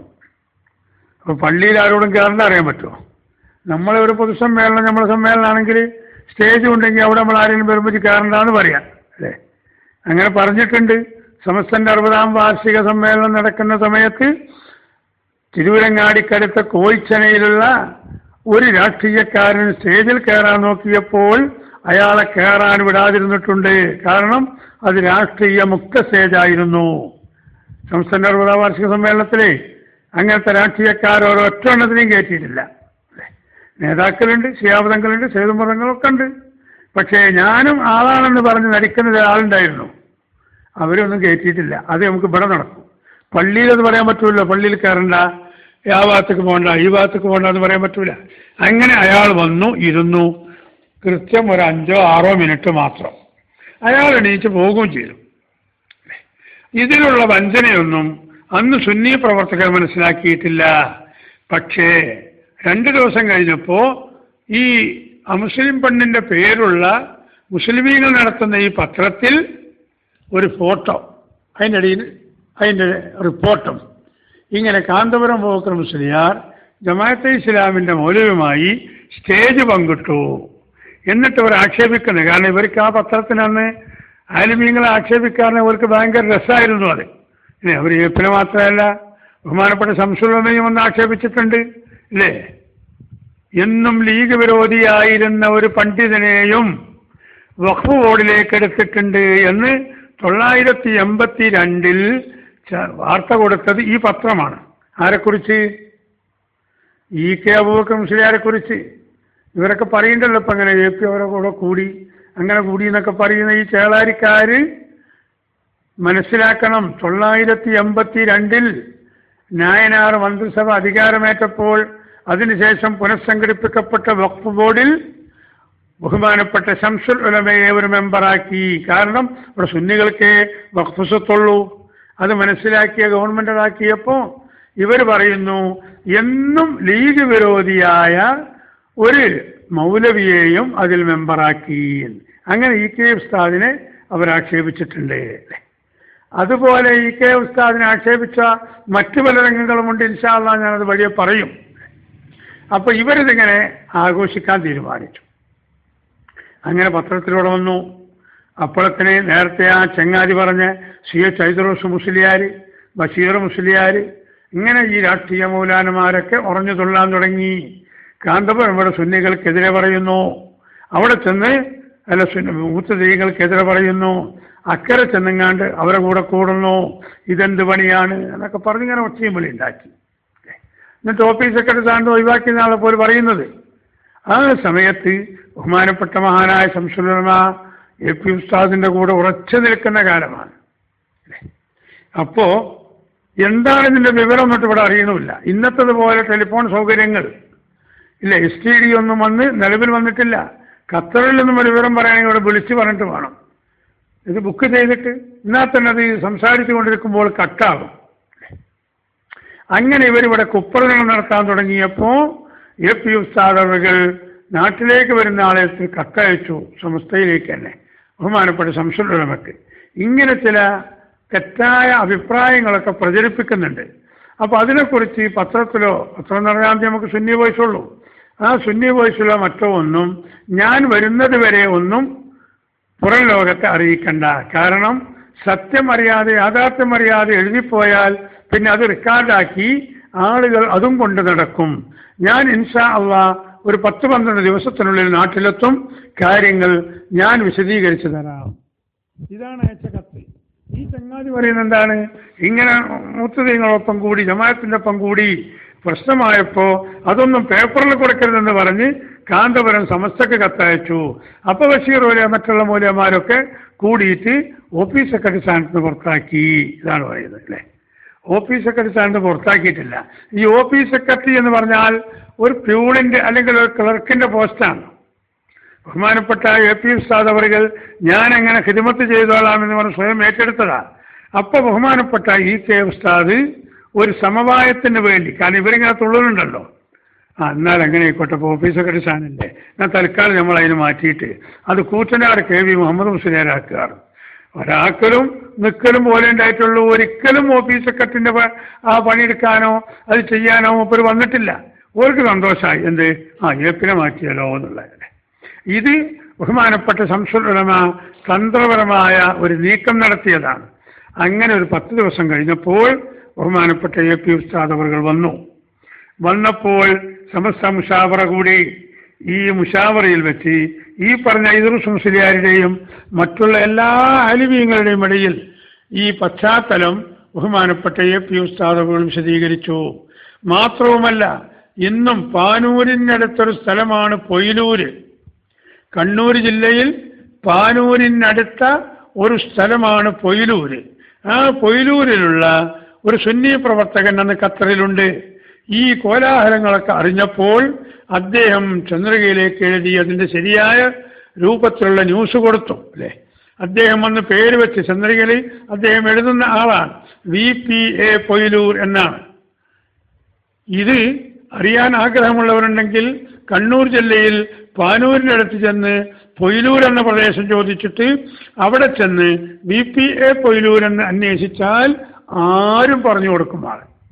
ചോദിച്ച് നിങ്ങൾ മനസ്സിലായിക്കോ. അദ്ദേഹം ഈ യാഥാർത്ഥ്യം ജനങ്ങൾ അറിയിച്ചു. പക്ഷേ അതൊന്നും വന്ന് വെളിച്ചത്ത് വരുന്ന കാലം അല്ലായിരുന്നു.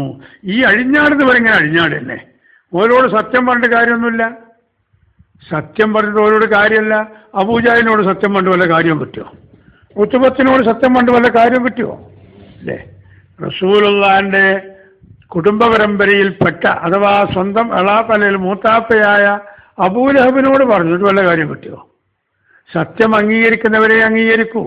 അല്ലാഹു തആല ഖുർആനിൽ പറഞ്ഞിട്ടുണ്ട്, നിങ്ങൾ സത്യത്തോടു കൂടെ സത്യവിശ്വാസികളോട് കൂടെ ആയിരിക്കണം. അല്ലേ, യാ അയ്യുഹല്ലദീന ആമനൂ തഖുല്ലാഹ വകൂനൂ മഅസ് സാദിഖീൻ ഖുർആൻ നിർദ്ദേശമാണ്. പക്ഷെ അതൊന്നും ചേളാരികൾക്ക് ബാധകമല്ല. അതൊന്നും അബൂലഹബിനും ബാധകമല്ലായിരുന്നു. അതൊന്നും അന്നുണ്ടായിരുന്ന സത്യനിഷേധികൾക്കൊന്നും ബാധകമല്ല. അവരത് സ്വീകരിച്ചില്ല.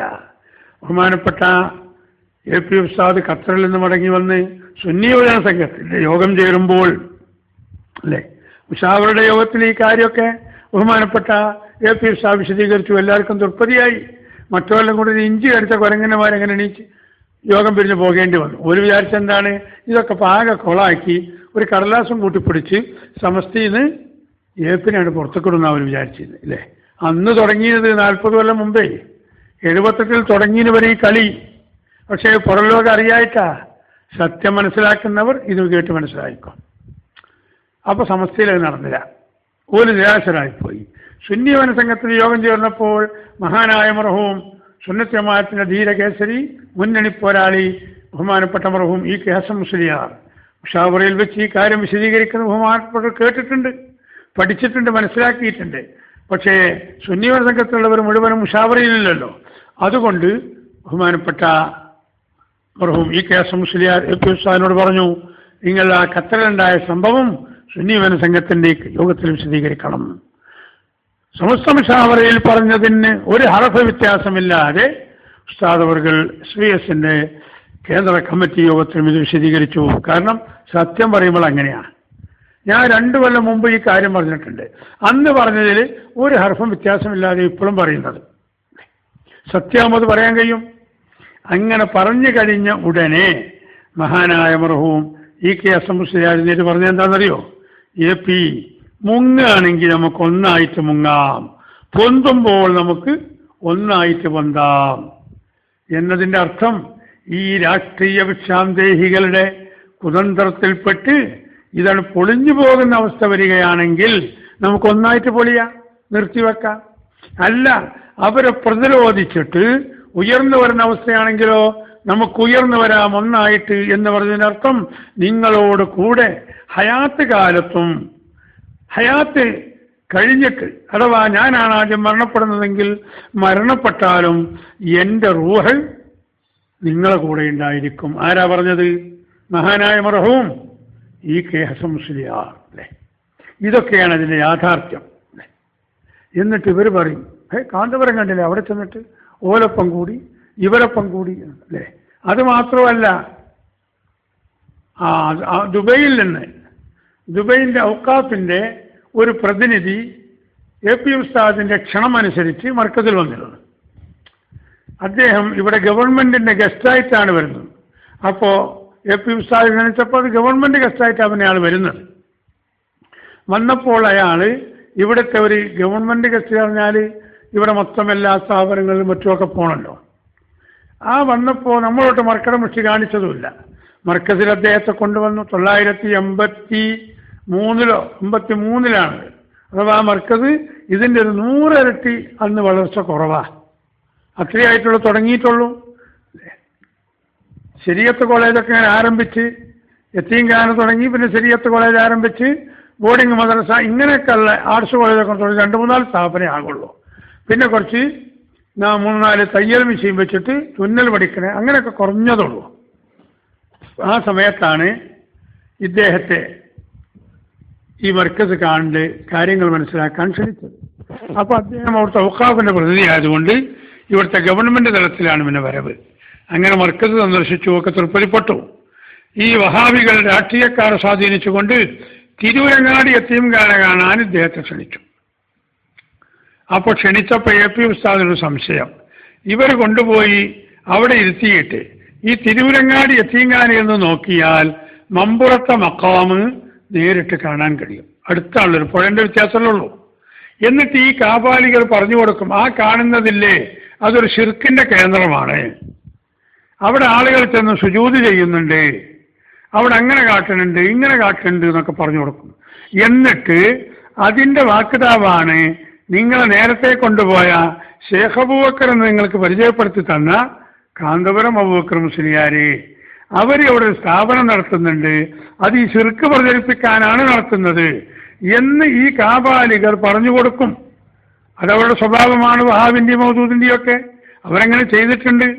കേരളത്തിൽ പണ്ടേയുള്ള മദ്രസകളുടെ ഫോട്ടോ എടുത്തുകൊണ്ട് അറബികളടക്ക് ചെന്ന് ഞങ്ങളിങ്ങനെ നവോത്ഥാന പ്രവർത്തനത്തിന് ഇറങ്ങിയിരിക്കുകയാണ്, കുറേ മദ്രസകളുണ്ട്, കുട്ടികളുണ്ട്, പള്ളികളുണ്ട്, അതൊക്കെ ഞങ്ങൾക്ക് സംരക്ഷിച്ചു കൊണ്ടുപോകണം, അതിന് നിങ്ങൾ ഞങ്ങളെ സഹായിക്കണം. പിന്നെ അവിടെ കുറച്ച് ഖുറാഫികളുണ്ട്, അവർ നിങ്ങൾക്ക് കാണണോ, വീഡിയോ കാസറ്റ് കാണിച്ചു കൊടുക്കുകയാണ്. ഇവിടുത്തെ ഉത്തരേന്ത്യയിലുള്ള ചില മക്കാമുകളുടെയും അല്ലാത്ത കേന്ദ്രങ്ങളിലും മുഖാമുകളിലൊക്കെ തന്നെ ചെന്ന് അജ്മീറിൽ ചെന്നാൽ അവിടെ സുജൂദിൽ കിടക്കുന്നവരെ കാണാം, പൂവ് കൊണ്ടുപോയി തലയിൽ വെച്ച് അവിടെ ഇങ്ങനെ ചുറ്റുന്നവരെ കാണാം. ഇങ്ങനെ പല കോലത്തിലുള്ളവരും മുസ്ലിമീങ്ങളും ഉണ്ടാകാം, അല്ലാത്തവരും അങ്ങോട്ട് ചെല്ലുന്നുണ്ട്. അത് വീഡിയോ ക്യാമറയിൽ പകർത്തി ഈ അറബികളുടെ മുന്നിൽ കാണിച്ചു കൊടുത്ത് അവർ പറയുന്നത് അവിടുത്തെ ഖുറാഫിയുടെ പരിപാടിയാണിത്. അതുകൊണ്ടാണ് ഇവിടെയുള്ള സുന്നികളെ അറബികൾ തെറ്റിദ്ധരിച്ചിരുന്നത്. ആ തെറ്റിദ്ധാരണ നീക്കാൻ വേണ്ടി ഈ അറബിന്റെ കൂടെ കാന്തപുരം ഉസ്താദും പോയി ഈ തിരൂരങ്ങാടി യത്തീംഖാനയിൽ. തിരൂരങ്ങാടി യത്തീംഖാനയാണെങ്കിലോ മുജാഹിദിന്റെ മാനേജ്മെന്റിൽ നടക്കുന്നതുമാണ്. അപ്പൊ ഇവരിങ്ങനെ കൊട്ടിയാടാൻ തുടങ്ങി. കണ്ടോ, കാന്തപുരം മുജാഹിദിന് അവിടെ പോയില്ലേ. അതവർ പത്രത്തിൽ ഫോട്ടോ എടുത്ത്, അന്നത്തെ നമുക്ക് പത്രം വന്നിട്ടില്ല, ഈ മുസ്ലിമിന്റെ പേരിലുള്ള മുസ്ലിമീങ്ങൾ നടത്തുന്ന പത്രത്തിന്റെ 10 പേജിൽ ഒരു AP ഉസ്താദിനെ ബഹുമാനിച്ചു കൊടുത്തതല്ല. പിന്നെ AP ഉസ്താദ് ഇങ്ങനെ പോയിട്ടുണ്ട്, അതുകൊണ്ട് സുന്നിയല്ലാന്ന് പറയാൻ വേണ്ടി കൊടുത്തതാ. പക്ഷേ ആ ഫോട്ടോ കണ്ട യഥാർത്ഥ സുന്നികൾ തന്നെ മനസ്സിലാക്കി ഉസ്താദ് ഇവിടെ നിർബന്ധിതമായി പോയതാണ്. അത് എങ്ങനെ മനസ്സിലായി? ഉസ്താദിന്റെ അവിടെയുള്ള ഇരുത്തവും ഒരു പേപ്പർ ഉസ്താദിന്റെ കയ്യിലുണ്ട്. ആ പേപ്പറും ചുരുട്ടിപ്പിടിച്ച് ഉസ്താദ് ഇരിക്കുന്ന ഇരുത്തം കണ്ടാൽ തന്നെ ഒരു നിർബന്ധിതമായ അവസ്ഥയിൽ ഇരിക്കുന്ന ഇരുത്തമാണ്. അത് പോയിട്ടില്ലായിരുന്നുവെങ്കിൽ മർക്കസിനെ കുറിച്ച് AP ഉസ്താദിനെ കുറിച്ച് ഇവർ തെറ്റിദ്ധരിപ്പിക്കുമായിരുന്നു. അങ്ങനെയാണ് AP ഉസ്താദ് അവറുകൾ അവിടെ പോയലും വരലുമൊക്കെ ഉണ്ടായത്. അതല്ലാതെ ഇവരെ പോലെ വഹാബി മരിച്ചാൽ അവിടെ ചെന്ന് വലിയ നഷ്ടമായി പോയി എന്ന് പറയാൻ പോയിട്ടില്ല. അത് ഉസ്താദിന്റെ ഉദ്ദേശം അന്നുമല്ല ഇന്നും അല്ല. പിന്നെ AV അബ്ദുറഹ്മാൻ ഹാജിന്റെ അവിടെ പോയി AV അബ്ദുറഹ്മാൻ ഹാജിനെ കല്യാണത്തിന് വിളിച്ചു. എന്താണത്? ആ വിവരം കൂടെ ഒന്ന് പറഞ്ഞ്, അതുപോലെ ഫസൽ പൂക്കോയത്തങ്ങൾ KC അബൂബക്കർ മൗലവിന്റെ മയ്യത്ത് നിൽക്കഴിച്ചു. അങ്ങനെ എന്തോ അല്ല, മയ്യത്ത് കാണാൻ പോയിട്ടോ. ഇതൊക്കെയാണ് ആരോപണം. അതും കൂടി ഒന്ന് പറഞ്ഞ് ഇന്ന് നമുക്ക് അവസാനിപ്പിക്കാം. AV അബ്ദുറഹ്മാൻ ഹാജിയുമായി ബന്ധപ്പെട്ട സംഭവം എന്താണ് അല്ലേ? അത് ഞാൻ ഈ പറഞ്ഞതുപോലെ KMIC ക്ലാസ് റൂമിൽ ഞാൻ വിശദീകരിച്ചിട്ടുണ്ട്. മേപ്പയൂരിൽ പോയി പ്രസംഗിച്ചിട്ടുണ്ട്. മഹാനായ മർഹൂം അണ്ടോണ മൊഹീദ്ദീൻ മുസ്ലിയാർ നിരവധി സ്ഥലത്ത് പ്രസംഗിച്ചിട്ടുണ്ട്. സാധുവായ ഞാനും അണ്ടോണ മൊഹീദ്ദീൻ മുസ്ലിയാരും കൂടി പ്രസംഗിച്ചിട്ടുണ്ട്. ഇതും 978 സംഭവമാണ്. ബഹുമാനപ്പെട്ട AP ഉസ്താദിൻ്റെ മൂത്ത പുത്രൻ, മർക്കസിൻ്റെ മാനേജറും പണ്ഡിതനും അനുഗ്രഹീത പ്രഭാഷകനും വിദ്യാഭ്യാസ വിചക്ഷണനുമായ ബഹുമാനപ്പെട്ട എൻ്റെ പ്രിയപ്പെട്ട സുഹൃത്ത് സി ഫൈസി എന്നറിയപ്പെടുന്ന സി മുഹമ്മദ് ഫൈസി, ബഹുമാനപ്പെട്ടവർ AP ഉസ്താദിൻ്റെ മകളെ കല്യാണം ആലോചിച്ച് അങ്ങനെ കല്യാണം നിശ്ചയിച്ച് കല്യാണം നടക്കുന്ന ദിവസമാണ്. ആ കല്യാണത്തിന് കേരളത്തിലുള്ള നിരവധി സുന്നികൾ അവിടെ ഒരുമിച്ച് കൂടിയിട്ടുണ്ട്. അപ്പോൾ പിന്നെ പൂനൂരും കാന്തപുരത്തുള്ളവരെല്ലാവരും ഏതായാലും ഉണ്ടാകുമല്ലോ. ഈ കല്യാണം നടന്ന പശ്ചാത്തലവും കൂടി നാം ഒന്ന് മനസ്സിലാക്കണം. ആ സന്ദർഭത്തിലാണ് പൂനൂര് പള്ളിക്ക് ഒരു കേസുണ്ടായിരുന്നു. 6 മരക്കാർ ഹാജി എന്ന് പറഞ്ഞ ഒരു പൗരപ്രധാനി അവരുടെ ചെലവിൽ പൂനൂർ അങ്ങാടിയിൽ ഒരു പള്ളി നിർമ്മിച്ചിരുന്നു. ഇന്നിപ്പോൾ ആ പള്ളി വിപുലീകരിച്ച് വലിയ പള്ളിയാക്കിയിട്ടുണ്ട്. ഒരു നിസ്കാരപ്പള്ളിയായിരുന്നു അത്, അല്ലേ? ആ പള്ളി ബഹുമാനപ്പെട്ടവരുടെ മരണത്തിന് ശേഷം തൻ്റെ മകൻ, ഒരു മുജാഹിദായ മകനുണ്ടായിരുന്നു, ആ മകനെ സ്വാധീനിച്ചുകൊണ്ട് വഹാബികൾ തട്ടിയെടുത്തു. അല്ലേ? വഹാബികൾ തട്ടിയെടുത്ത് രാഷ്ട്രീയക്കാരുടെ പിന്തുണയും അതിനുണ്ടായി. അപ്പോൾ അവർക്ക് എളുപ്പമായി. പക്ഷേ അവിടെയുള്ള സുന്നികൾ അത് വിട്ടുകൊടുത്തില്ല. അവരവിടെ ജുമാ തുടങ്ങാൻ ഉദ്ദേശിച്ചു. ഒരു മിമ്പർ ഉണ്ടാക്കി വെച്ചു. സുന്നികൾ ആ മിമ്പർ എടുത്ത് പുറത്തു കൊണ്ടുപോയി അത് കത്തിച്ചു കളഞ്ഞു. ഇത് സുന്നികളെ പള്ളിയാണ്, വഹാബികൾക്ക് ഇവിടെ ഖുതുബ ഓതാൻ പ്രസംഗിക്കാൻ മിമ്പർ അനുവദിക്കൂലാണ്. അപ്പോൾ ആ വെള്ളിയാഴ്ച ജുമാ നടന്നില്ല. അടുത്ത വെള്ളിയാഴ്ചക്ക് അവരെന്ത് പണിയെടുത്തു? കുറച്ച് കല്ല് കൊണ്ടുവന്ന് സിമന്റ് മണലും ഉപയോഗിച്ച് അവർ ഒരു സ്റ്റെപ്പ് ഉണ്ടാക്കി 2-3. എന്നാൽ പിന്നെ കത്തിക്കൂലല്ലോ. പക്ഷേ സുന്നികൾ വിട്ടോ, ആ മിമ്പർ അവർ കൊത്തി കോരി അതിൻ്റെ തൊട്ടടുത്താണ് പൂനൂർ പുഴ, അതിൽ കൊണ്ടുപോയിട്ടു. അപ്പോൾ ചെറിയ പ്രശ്നങ്ങളുണ്ടായി. പോലീസ് വന്നു. ആദ്യം നാട്ടുകാർ തമ്മിൽ പ്രശ്നമുണ്ടായി, അടിയുണ്ടായി, സുന്നികൾക്ക് പരിക്ക് പറ്റി, ആശുപത്രിയിൽ കടന്നു. ചുരുക്കത്തിൽ ആ പള്ളി വഹാബികൾക്ക് അവർ അധീനത്തിലാക്കാൻ കഴിഞ്ഞില്ല. 10,000 ഉറുപ്പിക സുന്നികളിൽ നിന്ന് വാങ്ങി അവർ ആ പള്ളി പിന്നെ സുന്നികൾക്ക് കൊടുക്കേണ്ടി വന്നു. എന്നിട്ട് കൊയിലാണ്ടി റോട്ടിന് ഒരു വേറെ പള്ളി എടുത്തു. അപ്പോൾ 10,000 ഉറുപ്പികക്ക് പള്ളി വിറ്റ കക്ഷി കൂടിയാണ് സുന്നി വഹാബികൾ. വിൽക്കുക എന്ന് പറഞ്ഞാൽ അവർക്ക് വിൽക്കാൻ അധികാരമല്ല. എത്ര 10 ലക്ഷത്തിനല്ല, 10,000 ഉറുപ്പികക്കാണ് കൊടുത്തത്. ആ 10,000 ഉറുപ്പിക വാങ്ങി ഓല് പോയി. അങ്ങനെ സുന്നിയും മുജാഹിദും വളരെ കൂടുതൽ ആശയപരമായി വെറുപ്പിൽ നിൽക്കുന്നൊരു സമയത്ത് AP ഉസ്താദിൻ്റെ മകളുടെ കല്യാണം നടക്കുന്നു. ആ കല്യാണത്തിന് സുന്നിയായ സയ്യിദ് ഉമർ ബാഫഖി തങ്ങളെ ബഹുമാനപ്പെട്ട AP ഉസ്താദ് ക്ഷണിച്ചിട്ടുണ്ട്. അന്ന് 2 ലീഗുള്ള കാലമാണ്. സയ്യിദ് ഉമർ ബാഫഖി തങ്ങളൊക്കെ അഖിലേന്ത്യാ ലീഗ് എന്ന പേരിൽ വിമത ലീഗ് എന്ന പേരിൽ അറിയപ്പെടുന്നു. അന്ന് CH മുഹമ്മദ് വായ സാഹിബും അതുപോലെ ശിഹാബ് തങ്ങളും അവരൊക്കെയുള്ള ലീഗ് പിന്നെ ഔദ്യോഗിക ലീഗ് എന്ന പേരിലും അറിയപ്പെടുന്നു. അപ്പോൾ വിമതം അമതം എന്ന് പറഞ്ഞ് 2 ലീഗുണ്ട്. അപ്പോൾ ആ വിമത ലീഗ് ഉള്ള ആളുകളൊക്കെ ഉസ്താദിനോട് അങ്ങനെ എതിർപ്പ് കാണിക്കാത്തവരാണ്. മറ്റേ ലീഗുകാരൊക്കെ ഉസ്താദിനോട് വലിയ വെറുപ്പ് കാണിക്കുന്നവരുമാണ്. എന്നാൽ അവിടെയുള്ള സാധാരണക്കാരായിരിക്കുന്ന എല്ലാ ലീഗുകാരും ഉണ്ട്, അല്ലേ? ഇപ്പം അഹമ്മദ് കുട്ടി ഉണ്ണികുളം, ഇല്ലേ, അവിടുത്തെ ഒരു യൂണിയൻ ലീഗുകാരനാണെന്ന് വിമത ലീഗിനെതിരെ പ്രസംഗിക്കുന്നവനാണ്. അവരെ തൊഴിലാളികളുടെ നേതാവാണ്, ഒക്കെയാണ്. ആ അഹമ്മദ് കുട്ടി ഉണ്ണികുളം എന്ന് പറഞ്ഞാൽ ഉണ്ണികുളം പഞ്ചായത്തിലാണ് AP ഉസ്താദ് ഉള്ളത്.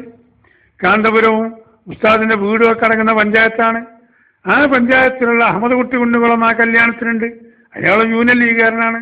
അങ്ങനെ പലരും ആ പ്രദേശത്തുള്ളവരുണ്ട്. അതുപോലെ അവിടെയുള്ള വിമത ലീഗുകാർ പോലും ഉണ്ട്. അപ്പോൾ ഒരു സയ്യിദ് എന്നുള്ള നിലയ്ക്ക് ബഹുമാനപ്പെട്ട സയ്യിദ് ഉമർ ബാഫഖി തങ്ങളെ ക്ഷണിച്ചിരുന്നു. എന്നാൽ പാണക്കാടുള്ള തങ്ങന്മാരെ ക്ഷണിക്കാത്തത് കൊണ്ടല്ല, അവർ വന്നില്ല. പക്ഷേ അവസാനം ശിഹാബ് തങ്ങൾ വഫാത്താകുന്നതിൻ്റെ കുറച്ച് മുമ്പ് തങ്ങളപ്പോൾ രോഗിയാണ്. ആ സമയത്ത് AP ഉസ്താദ് കല്യാണത്തിന് ക്ഷണിച്ചപ്പോൾ കല്യാണത്തിന്റെ ക്ഷണം സ്വീകരിച്ചിരുന്നു. പക്ഷേ തനിക്ക് യാത്ര ചെയ്യാൻ കഴിയാത്തതിന്റെ പേരിൽ തന്റെ പ്രിയപ്പെട്ട മകൻ മുനവ്വർ അലി ശിഹാബ് തങ്ങളെ ആ കല്യാണത്തിന് പറഞ്ഞയച്ചു കൊടുത്ത് AP ഉസ്താദിനോട് ശിഹാബ് തങ്ങൾ ഐക്യദാർഢ്യം പ്രകടിപ്പിച്ചിട്ടുമുണ്ട്.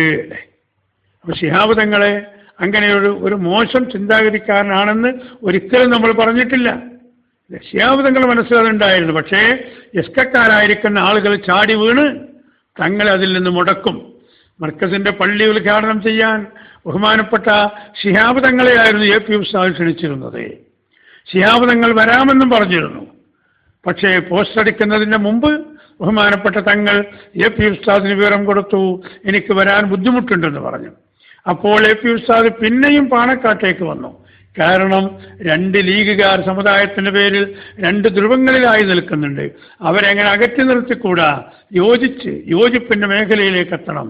എന്നാൽ രാഷ്ട്രീയമായി യോജിക്കുന്നില്ലെങ്കിൽ മതപരമായ ചടങ്ങുകളിൽ ബഹുമാനപ്പെട്ട ശിഹാബ് തങ്ങളും ബഹുമാനപ്പെട്ട സയ്യിദ് ഉമർ ബാഫഖി തങ്ങളും സുന്നി ആശയക്കാരാണ്. അതുകൊണ്ട് സുന്നത്ത് ജമാഅത്തിന്റെ ഒരു ചടങ്ങിൽ അവർ ഒരുമിച്ച് കൂടുകയാണെങ്കിൽ സാധാരണക്കാരായിരിക്കുന്ന ആളുകളുടെ തെറ്റിദ്ധാരണ നീങ്ങാൻ അത് കാരണമാകും.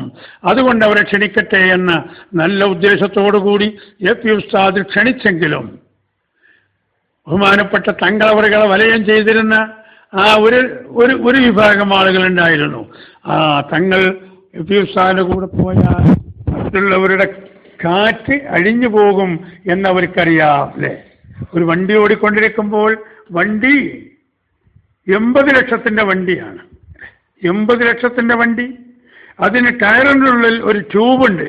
അതിന് ചിലപ്പോൾ 400 റുപ്യ വിലയുണ്ടാവുകയുള്ളൂ. ആ 400 റുപ്യ വിലയുള്ള ആ ട്യൂബ് അങ്ങോട്ട് പോയാൽ ആ വണ്ടിയുടെ ഓട്ടം നിലക്കും. അതുപോലെ ശിഹാബ് തങ്ങളുടെ ചുറ്റുമുണ്ടായിരുന്ന ഉപജാപക സംഘമാകുന്ന ഈ ടയറ്, അതിന് പഞ്ചർ വന്നു പോകും. AP ഉസ്താദ് ക്ഷണിച്ചിട്ട് തങ്ങൾ പോയാൽ ഞങ്ങളൊന്നുമല്ലാതെ ബലൂണിലെ കാറ്റ് പോയതുപോലെ ശ്രദ്ധിക്കപ്പെടാതൊരു ഭാഗത്തേക്ക് പോകുമെന്ന് ഈ കാപാലികർ മനസ്സിലാക്കിയതിന്റെ പേരിൽ അവർ തങ്ങളെ സമ്മർദ്ദത്തിന് വഴങ്ങി തടയുകയായിരുന്നു ചെയ്തിരുന്നത്. ഇത്രയും ഞാൻ പറഞ്ഞത് ബഹുമാനപ്പെട്ട AP ഉസ്താദ് അവറുകൾ ഒരിക്കലും ഒരു നേതാക്കളെയും അവമതിക്കുകയോ അവരെ തരം താഴ്ത്തുകയോ അവരെ ക്ഷണിക്കരുതെന്ന് തീരുമാനിക്കുകയോ ചെയ്തിട്ടില്ല എന്ന് റിക്കാർഡിക്കൽ നിങ്ങളെ ബോധ്യപ്പെടുത്താൻ വേണ്ടിയിട്ടാണ്. അങ്ങനെ സുന്നിയായ സയ്യിദ് ഉമർ ബാഫഖി തങ്ങൾ ക്ഷണിച്ചപ്പോൾ സയ്യിദ് ഉമർ ബാഫഖി തങ്ങൾ ഈ പറഞ്ഞ അഖിലേന്ത്യാ ലീഗുകാരനാണ്. AP അബ്ദുറഹ്മാനാജിയും രാഷ്ട്രീയപരമായിട്ട് സയ്യിദ് ഉമർ തങ്ങളുടെ കൂടെയാണ്. രണ്ടിലുണ്ട് വഹാബികൾ. സയ്യിദ് ഉമർ ബാഫഖി തങ്ങളുടെ കൂടെ കടുത്ത വഹാബിയാകുന്ന AP അബ്ദുറഹ്മാനാജിയുണ്ട്. മഹാനായ ശിഹാബ് തങ്ങളുടെ കൂടെ കടുത്ത വഹാബിയായ എൻ്റെ അവസാനത്തെ തുള്ളി രക്തം വരെ ഞാൻ സുന്നികൾക്കത് ചിന്തുമെന്ന് പറഞ്ഞ സീദിയാജിയുണ്ട്. അപ്പൊ രണ്ടിലും വഹാബികളുണ്ട്. ഈ വഹാബികൾ ആരുണ്ടെങ്കിലും അവരോട് നമുക്കൊട്ട് ബന്ധവുമില്ല. പക്ഷേ അവരെ നിഴൽ പറ്റി അരികു പറ്റി അവർ പലയിടത്തും കയറിക്കൂടാൻ നോക്കുക, അതാണല്ലോ വഹാബി തന്ത്രം. ആരാണ് ഈ AP അബ്ദുറഹ്മാനാജി? ഒരു തലക്കൽ നിന്ന് തേങ്ങ പറിക്കാൻ തുടങ്ങിയാൽ മറ്റേ തലക്കലെത്തുമ്പോഴേക്ക് ആദ്യത്തെ തലക്കൽ പിന്നെയും തേങ്ങ പറിക്കാൻ മൂപ്പ് വന്നിട്ടുണ്ടാകും. അഥവാ 2 മാസം വെച്ചുള്ള തേങ്ങ പറിക്കല്.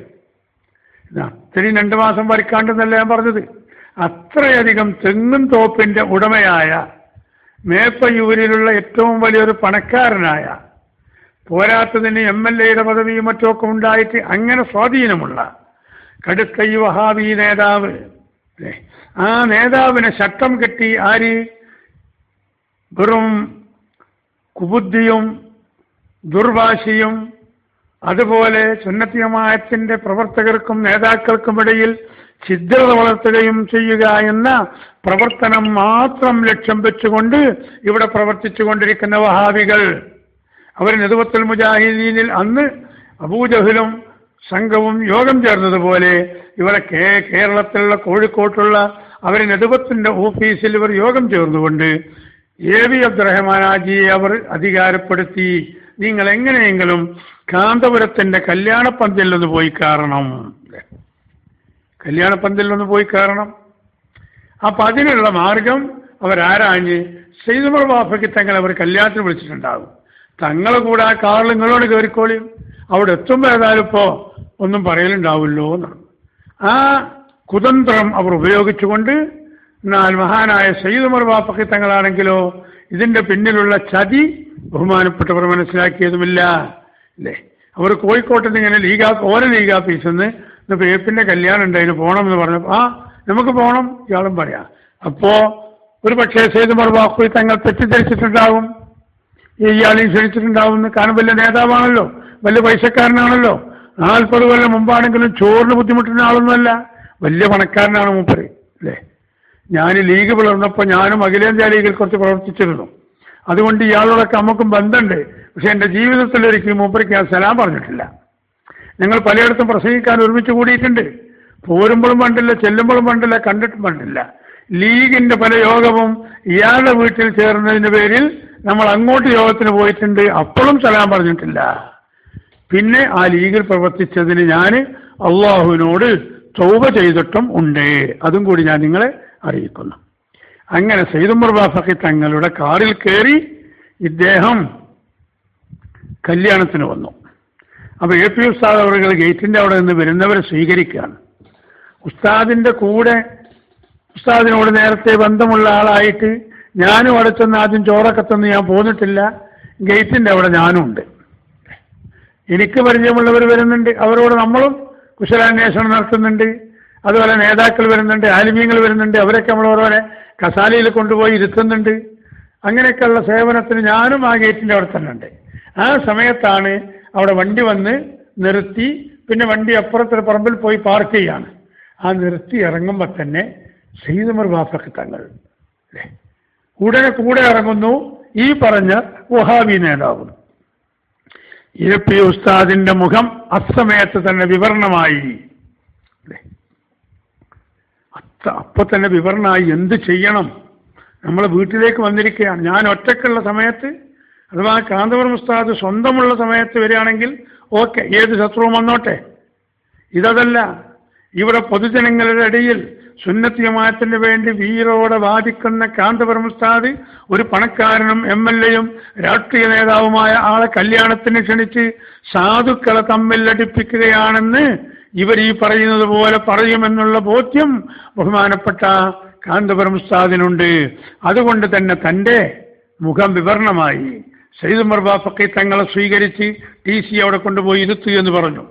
AV അബ്ദുറഹ്മാൻ ഹാജി കൈ നീട്ടിയെങ്കിലും ആ ഭാഗത്തേക്ക് തിരിഞ്ഞു നോക്കാതെ ബഹുമാനപ്പെട്ട ഉസ്താദ് അവர்கள் മറുഭാഗത്തേക്ക് തിരിഞ്ഞ് നാട്ടുകാരനായിരിക്കുന്ന ഒരാൾ കല്യാണത്തിന് വരുന്ന അവരുടെ കയ്യും പിടിച്ച് അങ്ങോട്ട് പോയി ഇവിടെ ഇരിക്കുക എന്ന് പറഞ്ഞ് അദ്ദേഹത്തെ സ്വീകരിച്ചിരുത്തി.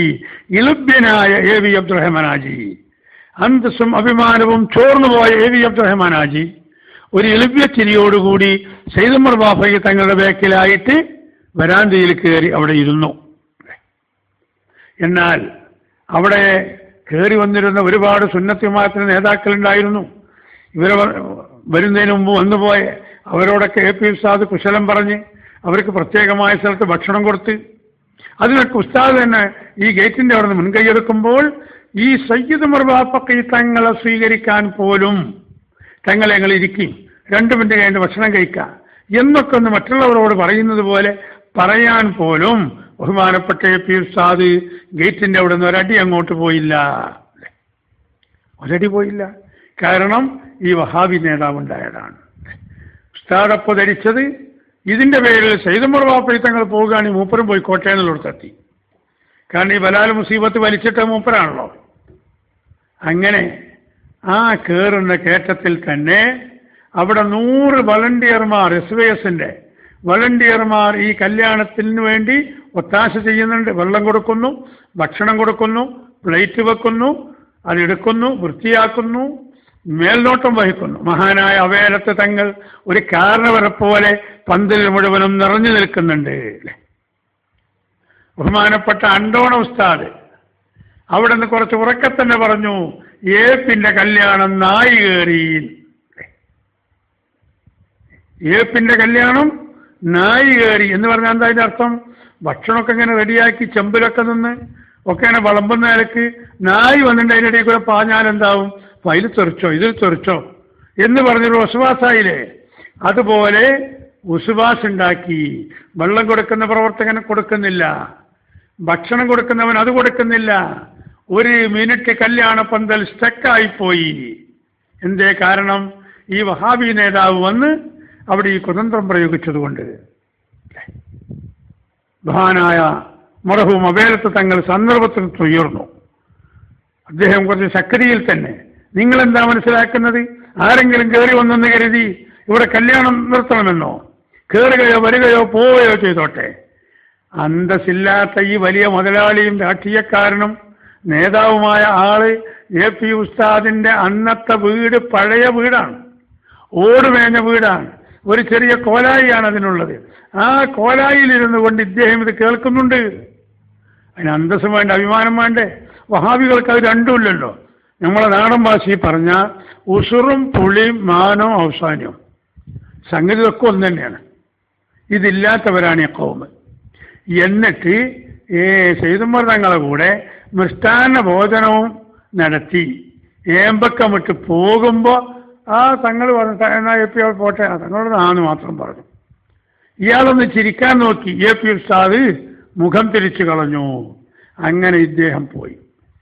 ഇതാണ് AV അബ്ദുറഹ്മാൻ ഹാജി AP ഉസ്താദിന്റെ അവിടെ കല്യാണത്തിന് വന്ന ചരിത്രം. ഇത്രമാത്രം നാറിക്കൊണ്ട്.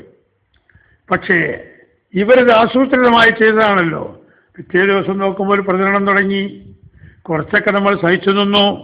അവസാനം അതിനു വേണ്ടി മുണ്ട് മാറ്റി ഇറങ്ങേണ്ടി വന്ന് AV അബ്ദുറഹ്മാൻ ഹാജിന്റെ വീട്ടിൻ്റെ അടുക്കൽ പോയി സ്പീക്കർ വെച്ച് പോലും സാധുവായിരിക്കുന്ന ഞാൻ ഈ കാര്യം പ്രസംഗിക്കേണ്ടി വന്നു. എന്നിട്ടാണ് അന്നത്തെ വഹാബികൾ അടങ്ങിയത്. അതിപ്പോൾ 40 കൊല്ലം മുമ്പുള്ള കഥ. എന്നിട്ട് ഓലിതിപ്പോഴും ഇങ്ങനെ സ്വകാര്യത്തിൽ ഇങ്ങനെ പറഞ്ഞു വിട്ടിട്ട് ചില സാധുക്കൾ കണ്ടോ, കാന്തപുരം അയാൾ വലിയ ശൂന്യായിട്ട് അയാൾ ഏവിനെ കല്യാണത്തിന് ക്ഷണിച്ചില്ലേ, വഹാബിന്റെ നേതാവല്ലേ എന്ന് ഇപ്പൊ പറയുന്നുവെങ്കിൽ ഇപ്പൊ 55 വയസ്സ് പ്രായമുള്ളവർക്കൊന്നും ഇതറിയില്ല. കാരണം 40 കൊല്ലം മുമ്പുള്ള കാര്യം ഓർക്ക് ഇപ്പോൾ ജനിച്ചിട്ട് 55 വയസ്സാണ്. അന്ന് ഓർക്ക് 15 വയസ്സ് 16 വയസ്സേ ഉണ്ടാവുള്ളൂ അല്ലേ. അതുകൊണ്ട് അങ്ങനെയുള്ള ആളുകളുടെയൊക്കെ അറിവിലേക്കായിട്ടാണ് ഈ വോയിസ് ഞാൻ വിടുന്നത്. ബഹുമാനപ്പെട്ട ഖമർ ഉലമയെ ആരും അതിൽ തെറ്റിദ്ധരിക്കേണ്ടതില്ല. ആശയം പരിപൂർണമായി അംഗീകരിച്ചും ആ ആശയത്തിൽ ഉൾക്കൊണ്ടുകൊണ്ടുമാണ് കല്യാണവും നടത്തിയിട്ടുള്ളത്. പിന്നെ ഒരാൾ വന്നാൽ ചോറ് കൊടുക്കാതെ വിടുക എന്നുള്ളത് മോശമല്ലേ? നമ്മളിങ്ങനെ ഇയാളെ കയ്യും പിടിച്ചിറക്കി വരട്ടെന്നൊക്കെ ആലോചിക്കായിട്ടല്ല. അത് പിന്നെ ഒരു മോശമാണല്ലോ. ഒരു വീട്ടിലേക്ക് വന്നിട്ട് ഇങ്ങനെ ആരൊക്കെ വരും, പാണനും പറയനും ഒക്കെ വരും കല്യാണത്തിന്. ആ കൂട്ടത്തിൽ അയാളെയും കൂട്ടി അയാൾക്ക് ചോറ് കൊടുത്തു, അയാൾ വിട്ടു, അയാൾ പോയി. ഇതാണ് അതിൻ്റെ സത്യം. അത് നിങ്ങൾ മനസ്സിലാക്കണം എന്ന് നിങ്ങളോട് വിനീതമായി അഭ്യർത്ഥിക്കുന്നു. പിന്നെ ഫസൽ പൂക്കായത്തങ്ങൾ നമ്മളെ നേതാവായിരുന്നില്ലേ, ഇയാൾ മരിച്ചപ്പോൾ അവിടെ പോയി പറഞ്ഞില്ലേ എന്നാണ് ആ കൂട്ടത്തിൽ മറ്റവൻ പറയുന്നത്. അതുകൂടി പറഞ്ഞ് ഇൻഷാ അള്ളാഹ് നമുക്ക് അവസാനിപ്പിക്കാം.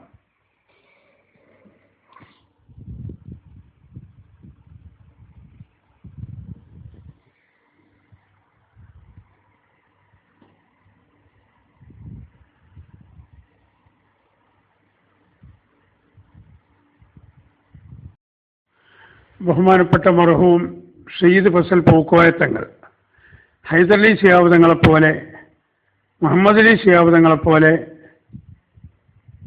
മഹാനായ മർഹൂം ബാപ്പക്കി തങ്ങളെപ്പോലെ ഒരു രാഷ്ട്രീയക്കാരൻ തന്നെയായിരുന്നു അദ്ദേഹവും. അഥവാ മുസ്ലിം ലീഗിൻ്റെ എല്ലാ പരിപാടികളിലും പങ്കെടുക്കുന്ന ആളായിരുന്നു. അന്ന് സുന്നത്ത് ജമാഅത്തിന് ഇത്രത്തോളം ശക്തി പ്രാപിക്കാത്ത കാലവും ഈ തങ്ങളോട് തങ്ങളെ അതല്ല ശരിയെന്ന് പറയാൻ ഇപ്പുറത്ത് വലിയ നേതാക്കന്മാരല്ല, സുന്നിവൻ സംഘമുണ്ട്, സമസ്തണ്ട്, പക്ഷെ ഒക്കെ ഇങ്ങനെ പോകുന്നൊരു പോക്കുന്നേ ഉള്ളൂ. അതുകൊണ്ട് തങ്ങളെ പോയി ഇൻവൈറ്റ് ചെയ്ത് കൊണ്ടുവരാൻ ആളില്ല എന്ന്.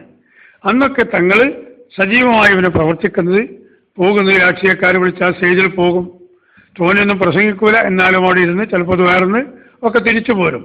പിന്നെ വീട്ടിൽ വെച്ച് അവിടെ വരുന്നവർക്ക് ആവശ്യമായ ഉപദേശങ്ങളും ചികിത്സകളും ഒക്കെ അതും നൽകും. അങ്ങനത്തെ ബഹുമാനപ്പെട്ട സയ്യിദ് ഫസൽ പൂക്കോയ തങ്ങൾ അവർ ജമാഅത്തെ ഇസ്ലാമി അയാൾ രാഷ്ട്രീയക്കാരനായിരിക്കാം. അതിൻ്റെ പേരിൽ KC അബൂബക്കർ മൗലവി അല്ലെങ്കിൽ മറ്റേ മൗലവി അല്ലെങ്കിൽ ജമാഅത്തിൻ്റെ മറ്റേ നേതാവ് എന്നൊക്കെ പറഞ്ഞിട്ടുണ്ട്. ഇല്ല എന്ന് നമ്മൾ പറയുന്നില്ല. പക്ഷേ ആ സയ്യിദ് ഫസൽ പൂക്കോയ തങ്ങളെ ബഹുമാനപ്പെട്ട സയ്യിദ് ഫസൽ പൂക്കോയ തങ്ങളെ ബഹുമാനപ്പെട്ട AP ഉസ്താദ് അവറുകൾ സ്ഫുടം ചെയ്തെടുത്തു, ഈ രാഷ്ട്രീയത്തിൽ നിന്നും മാറ്റിയെടുത്തു. അതിനുശേഷമാണ് ബഹുമാനപ്പെട്ടവർ മർക്കസ് സഖാഫത്ത് സുന്നിയുടെ പ്രസിഡന്റ് സ്ഥാനത്തേക്ക് വരെ വരുന്നത്. സുന്നത്ത് ജമാഅത്തിന്റെ ശക്തിയാകുന്ന സുന്നി യുവജന സംഘത്തിന്റെ സ്റ്റേറ്റ് വൈസ് പ്രസിഡന്റ് പദവിയിലേക്ക് എത്തുന്നത്. അതിനുശേഷം ഈ തങ്ങൾ ഒരു വഹാബിനെ ആശീർവദിക്കാനും പോയിട്ടില്ല. അതിന് മുമ്പുണ്ട് അല്ലേ, മഹാനായ ഉമർ ഇബ്നുൽ ഖത്താബ് റളിയല്ലാഹു അൻഹു ഇസ്ലാമിലേക്ക് വരുന്നതിന് മുമ്പ് പലരെയും ആക്രമിക്കുന്ന കൊട്ടേഷൻ സംഘത്തിന്റെ നേതാവായിരുന്നു. ആ ഉമർ ഇബ്നുൽ ഖത്താബ് റളിയല്ലാഹു അൻഹുവിനെ റസൂലുള്ളാഹ് സ്ഫുടം ചെയ്തെടുത്തപ്പോൾ എന്താ റസൂലുള്ളാഹ് പറഞ്ഞത്? ലഇൻ കാന നബിയ്യും ബഅദി ലകാന ഉമറ. ഞാൻ ഇവിടെ നിന്ന് വന്ന് വഫാത്തായ ശേഷം പിന്നെ ഒരു പ്രവാചകനെ അള്ളാഹു നിശ്ചയിക്കാൻ തീരുമാനിച്ചിരുന്നുവെങ്കിൽ അത് ഉമറാകുമായിരുന്നു. എത്രയാണ് സ്ഥാനം അല്ലേ? എത്രയാ സ്ഥാനം? ഞാൻ നേരത്തെ ആരായിരുന്നു? കൊട്ടേഷൻ സംഘത്തിന്റെ നേതാവായിരുന്നു. ഒളിഞ്ഞും തെളിഞ്ഞും വരുന്ന കച്ചവട സംഘങ്ങൾ മുഴുവനും ആക്രമിക്കുകയും അല്ലെങ്കിൽ അവർ ഓടിക്കുകയും ചെയ്തുകൊണ്ട് അവർ ജനങ്ങളൊക്കെ പിടിച്ചെടുക്കുന്ന ആളായിരുന്നു. ഒരുപാട് പെൺകുട്ടികളെ ജീവനോടെ കുഴിച്ചുമൂടിയ ആളാണ് അല്ലേ? ഇങ്ങനെ ഉമർ റളിയല്ലാഹു അൻഹു ഈ പ്രവാചകൻ സ്ഫുടം ചെയ്തെടുത്തതിന്റെ പേരിൽ പിന്നീട് ഇസ്ലാമിന്റെ രണ്ടാമത്തെ ഖലീഫയായി, ഇസ്ലാമിന്റെ ഏറ്റവും വലിയ വളർച്ചയ്ക്ക് ഏറ്റവും വലിയ ഒരു തണൽ മുതൽക്കൂട്ടായി എന്ന് പ്രവർത്തിച്ചു അല്ലേ? ഉമറുൽ ഫാറൂഖ്, സത്യത്തിനെയും അസത്യത്തിനെയും വേർതിരിച്ച ആളെന്ന പദവി അള്ളാഹു റസൂല് ഉമർ റളിയല്ലാഹുവിന് കൊടുത്തു. അപ്പൊ ആ പഴയ കാര്യം പറഞ്ഞുങ്ങാണ്ട് നിങ്ങൾ ഞങ്ങളെ ക്ഷീണിപ്പിക്കാൻ നോക്കണ്ട. സയ്യിദ് ഫസൽ പൂക്കോയ തങ്ങൾ വഹാബി മരിച്ചു കൊടുത്ത് പോയിട്ടുണ്ട്, രാഷ്ട്രീയക്കാർ സ്റ്റേജിൽ കയറിയിട്ടുണ്ട് അല്ലേ, രാഷ്ട്രീയത്തിന് അനുകൂലമായി സംസാരിച്ചിട്ടുണ്ട്, ലീഗാണ് നല്ലത് എന്നൊക്കെ പറഞ്ഞിട്ടുണ്ട്. പക്ഷെ ലീഗ് കൂടിയാലേ സ്വർഗത്ത് പോകുള്ളൂ തങ്ങളൊന്നും പറഞ്ഞിട്ടില്ല. അപ്പൊ അത് പറഞ്ഞ് ക്ഷീണിപ്പിക്കണ്ട. സുന്നത്ത് ജമാഅത്തിന്റെ മുന്നണി പോരാളിയായി ഉപദേശ നിർദ്ദേശങ്ങൾ സ്വീകരിക്കുവാനും നേതൃത്വം കൊടുക്കുവാനും തുടങ്ങിയതിന് ശേഷം തങ്ങൾ ഒരു വഹാബിനെ പോയി ആശീർവദിക്കാൻ പോയിട്ടില്ല. ഏതുപോലെ ചേളാരിക്കാരിക്കുണ്ടെന്ന് പറയുന്ന ഒരു സമസ്തയുടെ വൈസ് പ്രസിഡന്റ് സ്ഥാനത്തേക്ക് തെരഞ്ഞെടുത്തതിന് ശേഷം ഹൈദരലി ശിഹാബ് തങ്ങൾ AP അബ്ദുൽ ഖാദർ മൗലവി അവിടെ മരണപ്പെട്ടപ്പോൾ അവിടെ ചെന്ന് സങ്കടം അറിയിച്ചതുപോലെ, അനുശോചനം അറിയിച്ചതുപോലെ, ജനങ്ങളോട് പ്രസ്താവന ഇറക്കിയതുപോലെ ബഹുമാനപ്പെട്ട സയ്യിദ് ഫസൽ പൂക്കോയ തങ്ങൾ ഒരു ഉത്തരവാദപ്പെട്ട സ്ഥാനത്ത് വന്നതിന് ശേഷം അങ്ങനെ ചെയ്തിട്ടില്ല. ചെയ്തെന്ന് തെളിയിക്കുവാൻ നേരത്തെ പറഞ്ഞതുപോലെ ഒരു കുട്ടിക്കും സാധ്യവുമല്ല. എന്നാൽ ഈ ഹൈദരലി ശിഹാബ് തങ്ങൾ വളരെ ബഹുമാനത്തോടെ ചോദിക്കുന്നു, ഈ വഹാബിന്റെ മയ്യത്ത് കാണാൻ പോയ അത് നഷ്ടമാണെന്ന് പറഞ്ഞ ഈ തങ്ങൾ തൻ്റെ രക്തത്തിൽ രക്തബന്ധമുള്ള റസൂലുള്ളാഹിന്റെ കുടുംബ പരമ്പരയിൽ വളരെയധികം അടുത്ത സ്ഥാനം വഹിക്കുന്ന ബഹുമാനപ്പെട്ട താജുൽ ഉലമ അബ്ദുറഹ്മാൻ അൽ ബുഖാരി മഹാനവറുകൾ വഫാത്തായപ്പോൾ അവിടെ ചെന്ന് ഇത് സമുദായത്തിന് നഷ്ടമായെന്ന് പറയണ്ട, എന്താണത് പോയി പോന്നോ? അത് ചെയ്തിട്ടില്ല. എന്നാ ഫസൽ തങ്ങൾ അങ്ങനെ ഈ സ്ഥാനത്തെത്തിയതിന് ശേഷം ഒരു വഹാബിനെയും ആശീർവദിക്കാൻ പോയിട്ടില്ല. ഇതിപ്പോ മിനിഞ്ഞാന്ന് ബഹുമാനപ്പെട്ട ഖലീൽ തങ്ങളുടെ മക്കളുടെ കല്യാണം ഉണ്ടായിരുന്നു. ആ കല്യാണത്തിന് ഹൈദരലി ശിഹാബ് തങ്ങൾ പറഞ്ഞു അല്ലേ, അൽഹംദുലില്ലാ 100% സന്തോഷം, സ്വാഗതം. അങ്ങനെ തന്നെയാണ് വേണ്ടത്. കല്യാണത്തിന് മാത്രം വന്നാൽ പോരാ, മഹ്ജിൽ നടക്കുന്ന പരിപാടിക്ക് വരണം. പാണക്കാട് ഹൈദരലി ശിഹാബ് തങ്ങൾ നടത്തുന്ന പരിപാടിക്ക് ഖലീൽ തങ്ങൾ അങ്ങോട്ട് പോകണം. മർക്കസിന്റെ പരിപാടിക്ക് ഹൈദരലി ശിഹാബ് തങ്ങൾ വരണം. പാണക്കാട് നടക്കുന്ന പരിപാടിക്ക് AP ഉസ്താദ് പോകണം. അങ്ങനെയാണ് സമുദായത്തിന്റെ ഐക്യം അല്ലേ? രാഷ്ട്രീയമായിട്ട് ബഹുമാനപ്പെട്ട ഹൈദരലി ശിഹാബ് തങ്ങൾ UDF-നെ വിജയിപ്പിക്കാൻ പറയണം. രാഷ്ട്രീയമായിട്ട് AP ഉസ്താദ് അവர்கள் തന്റെ ശിഷ്യന്മാരെ കൊന്നവരുണ്ടെങ്കിൽ അവരെങ്കിലും നിങ്ങൾ പരാജയപ്പെടുത്തണമെന്ന് പറയണം. ഇതൊക്കെ രണ്ട് കൂട്ടരുടെയും ബാധ്യതയാണ്. ദീനിന്റെ കാര്യത്തിലോ എല്ലാവരും സന്തോഷത്തോടെ ഇങ്ങോട്ടും പെരുമാറുകയും വേണം, കൂടി ആടണം അല്ലേ? അതുകൊണ്ടല്ലേ ഹജ്ജ് കമ്മിറ്റി ഹജ്ജിന്റെ ഒരു ഹൗസ് നമ്മൾ കരിപ്പൂര് തുടങ്ങിയല്ലോ. ഹാജിമാർക്കുള്ള മുസാഫർക്കാണ് ഹജ്ജ് ഹൗസ്. അതിന്റെ ഉദ്ഘാടനം നടക്കുമ്പോൾ ബഹുമാനപ്പെട്ട മർഹൂം മുഹമ്മദ് അലി ശിഹാബ് തങ്ങളുടെ പാർട്ടി പ്രതിപക്ഷത്താണ്. പക്ഷേ ഈ പ്രതിപക്ഷ ബഹുമാനം കണക്കിലെടുത്തുകൊണ്ട് തന്നെ അന്നത്തെ ഹജ്ജ് കമ്മിറ്റിയുടെ ചെയർമാനും സുന്നി വിദ്യാഭ്യാസ ബോർഡിന്റെ സെക്രട്ടറിയും എൻ്റെ പ്രിയപ്പെട്ട സ്നേഹിതനുമായ ബഹുമാനപ്പെട്ട അബ്ദുൽ ഹമീദ് സാഹിബ് അവர்கள் വളരെ തന്ത്രപരമായി കാര്യങ്ങളൊക്കെ കൈകാര്യം ചെയ്ത് യോജിപ്പിന്റെ മേഖലയിലേക്ക് എത്തിച്ച് ബഹുമാനപ്പെട്ട സയ്യിദ് മുഹമ്മദ് അലി ശിഹാബ് തങ്ങളെ AP ഉസ്താദിന്റെ അടുത്ത കസേരയിൽ കൊണ്ടുവന്നിരുത്തി അവർ രണ്ടുപേരും സൗഹൃദം പങ്കിട്ട ഫോട്ടോ നമ്മൾ കണ്ടാസ്വദിച്ചതല്ലേ? അങ്ങനെയാണ് മുഅ്മിനീങ്ങൾ ചെയ്യേണ്ടത് അല്ലേ? അത് രാഷ്ട്രീയമായിട്ടുള്ള കാഴ്ചയല്ല, അതൊക്കെ ദീനിന് വേണ്ടിയിട്ടാണ് അല്ലേ? അതവിടെ കൂടണം. അപ്പൊ സയ്യിദ് ഫസൽ പൂക്കോയ തങ്ങൾ അങ്ങനെ പോയില്ലേ? മുതലക്കുളത്ത് ഇവരെ പിന്നെ മുസ്ലിം പേഴ്സണൽ ലോ ബോർഡിന്റെ യോഗത്തിൽ പങ്കെടുത്തില്ലേ? ഇതൊക്കെയാണ് അവർ പറയുന്നത് അല്ലേ? അങ്ങനെ പങ്കെടുത്തിട്ടുണ്ട്. തങ്ങളും ഒരു രാഷ്ട്രീയക്കാരനായിരുന്നു. ആ രാഷ്ട്രീയക്കാരനായ അവസരത്തിൽ തങ്ങൾ ഇങ്ങനെയൊക്കെ ചെയ്തിട്ടുണ്ട്, പറഞ്ഞിട്ടുണ്ട്. അതൊക്കെ തങ്ങൾ പിന്നീട് തൗബ ചെയ്തിട്ടുമുണ്ട്. അതുകൊണ്ട് അതൊന്നും കാണിച്ച് ഉത്ബുദ്ധരായ സുന്നി പ്രവർത്തകരെ ക്ഷീണിപ്പിക്കാമെന്ന് നിങ്ങൾ വിചാരിക്കുന്നുവെങ്കിൽ അവർക്കൊക്കെ അതിന് അക്കമിട്ട് മറുപടി പറയാൻ ഞങ്ങൾക്ക് വ്യക്തമായി കഴിയും. ഇത് പല പ്രാവശ്യം പറഞ്ഞതാണ്. ഒരു ചേളാരിക്കാർക്കും ഇന്ന് വരെ അത് നിഷേധിക്കാനും കഴിയാത്തതാണ് എന്ന് ആ വോയിസ് വിട്ട സുന്നി ടൈംസ് എന്ന് പറഞ്ഞ ഒരു ഗ്രൂപ്പിലാണ് ആ വോയിസ് ഞാൻ കേട്ടത്. എന്നിട്ട് എൻ്റെ പ്രൈവറ്റ് നമ്പറിലേക്കും ഈ വോയിസ് അത് ഞാൻ വിട്ടതാണോ മറ്റാരോ വിട്ടതോ എന്നറിയില്ല, എനിക്കും കേൾക്കാൻ വേണ്ടി ഞാനതൊക്കെ കേൾക്കാൻ സന്മനസ്സുള്ളവനാണ്. അതിലൊന്നും എനിക്ക് വെറുപ്പില്ല. കേൾക്കേണ്ടതൊക്കെ കേട്ടാലല്ലേ പഠിച്ച് മറുപടി പറയാൻ കഴിയൂ. അതുകൊണ്ട് ആ വോയിസ് വിട്ട പ്രിയപ്പെട്ട സ്നേഹിത, മഹാന്മാരായ സുന്നത്ത് ജമാഅത്തിന്റെ നേതാക്കൾ ആദർശത്തിന് വിരുദ്ധമായി ഒരിക്കലും എവിടെയും എന്തും ചെയ്തതായി നിങ്ങൾക്ക് തെളിയിക്കാൻ സാധിക്കില്ല. ആ ആദർശം മനസ്സിലാക്കി മുന്നോട്ട് പോകുന്ന നേതാക്കളുടെ തണൽ പറ്റി ജീവിക്കുന്നവരാണ് ഞങ്ങൾ. അതുകൊണ്ട് തന്നെ നിങ്ങൾ ഏത് പുരപ്പുറത്ത് കയറി കൂവിയാലും എന്തൊക്കെ അസംബന്ധങ്ങൾ പ്രചരിപ്പിച്ചാലും ഞങ്ങളെക്കുറിച്ച് തെറ്റിദ്ധാരണകൾ പരത്തിയാലും ഞങ്ങൾക്കത് പ്രശ്നമില്ല. സത്യം അറിയുന്ന അള്ളാഹു ഉണ്ട്. ആ അള്ളാഹുവിൽ ദൃഢമായി വിശ്വസിച്ച് സുന്നത്ത് ജമാഅത്തിന് വേണ്ടി നമ്മൾ പ്രവർത്തിക്കും. അതിനുവേണ്ടി നേതാക്കൾക്ക് പിന്തുണ പ്രഖ്യാപിക്കും. അവരോടുകൂടി അക്ഷയദാർഢ്യതയോട് അചഞ്ചലമായ വിശ്വാസത്തോടുകൂടി അവരുടെ പിന്നിൽ ഞങ്ങൾ ഉറച്ചു നിൽക്കും. നിങ്ങൾക്ക് ഞങ്ങളെ മാറ്റാൻ സാധ്യമല്ലെന്നറിയിച്ച് ഇന്നത്തെ ക്ലാസ് അവസാനിപ്പിക്കുന്നു. പ്രസക്തമായ ചോദ്യങ്ങൾ ആർക്കെങ്കിലും ഉണ്ടെങ്കിൽ ചോദിക്കാം എന്ന് പറഞ്ഞുകൊണ്ട് എനിക്കും കുടുംബത്തിനും ദുആ ചെയ്യണമെന്ന് അറിയിച്ചുകൊണ്ട് ആഖിറു ദഅവാന അൽഹംദുലില്ലാഹി റബ്ബിൽ ആലമീൻ. അസ്സലാമു അലൈക്കും വറഹ്മത്തുള്ളാഹി വബറകാതുഹു.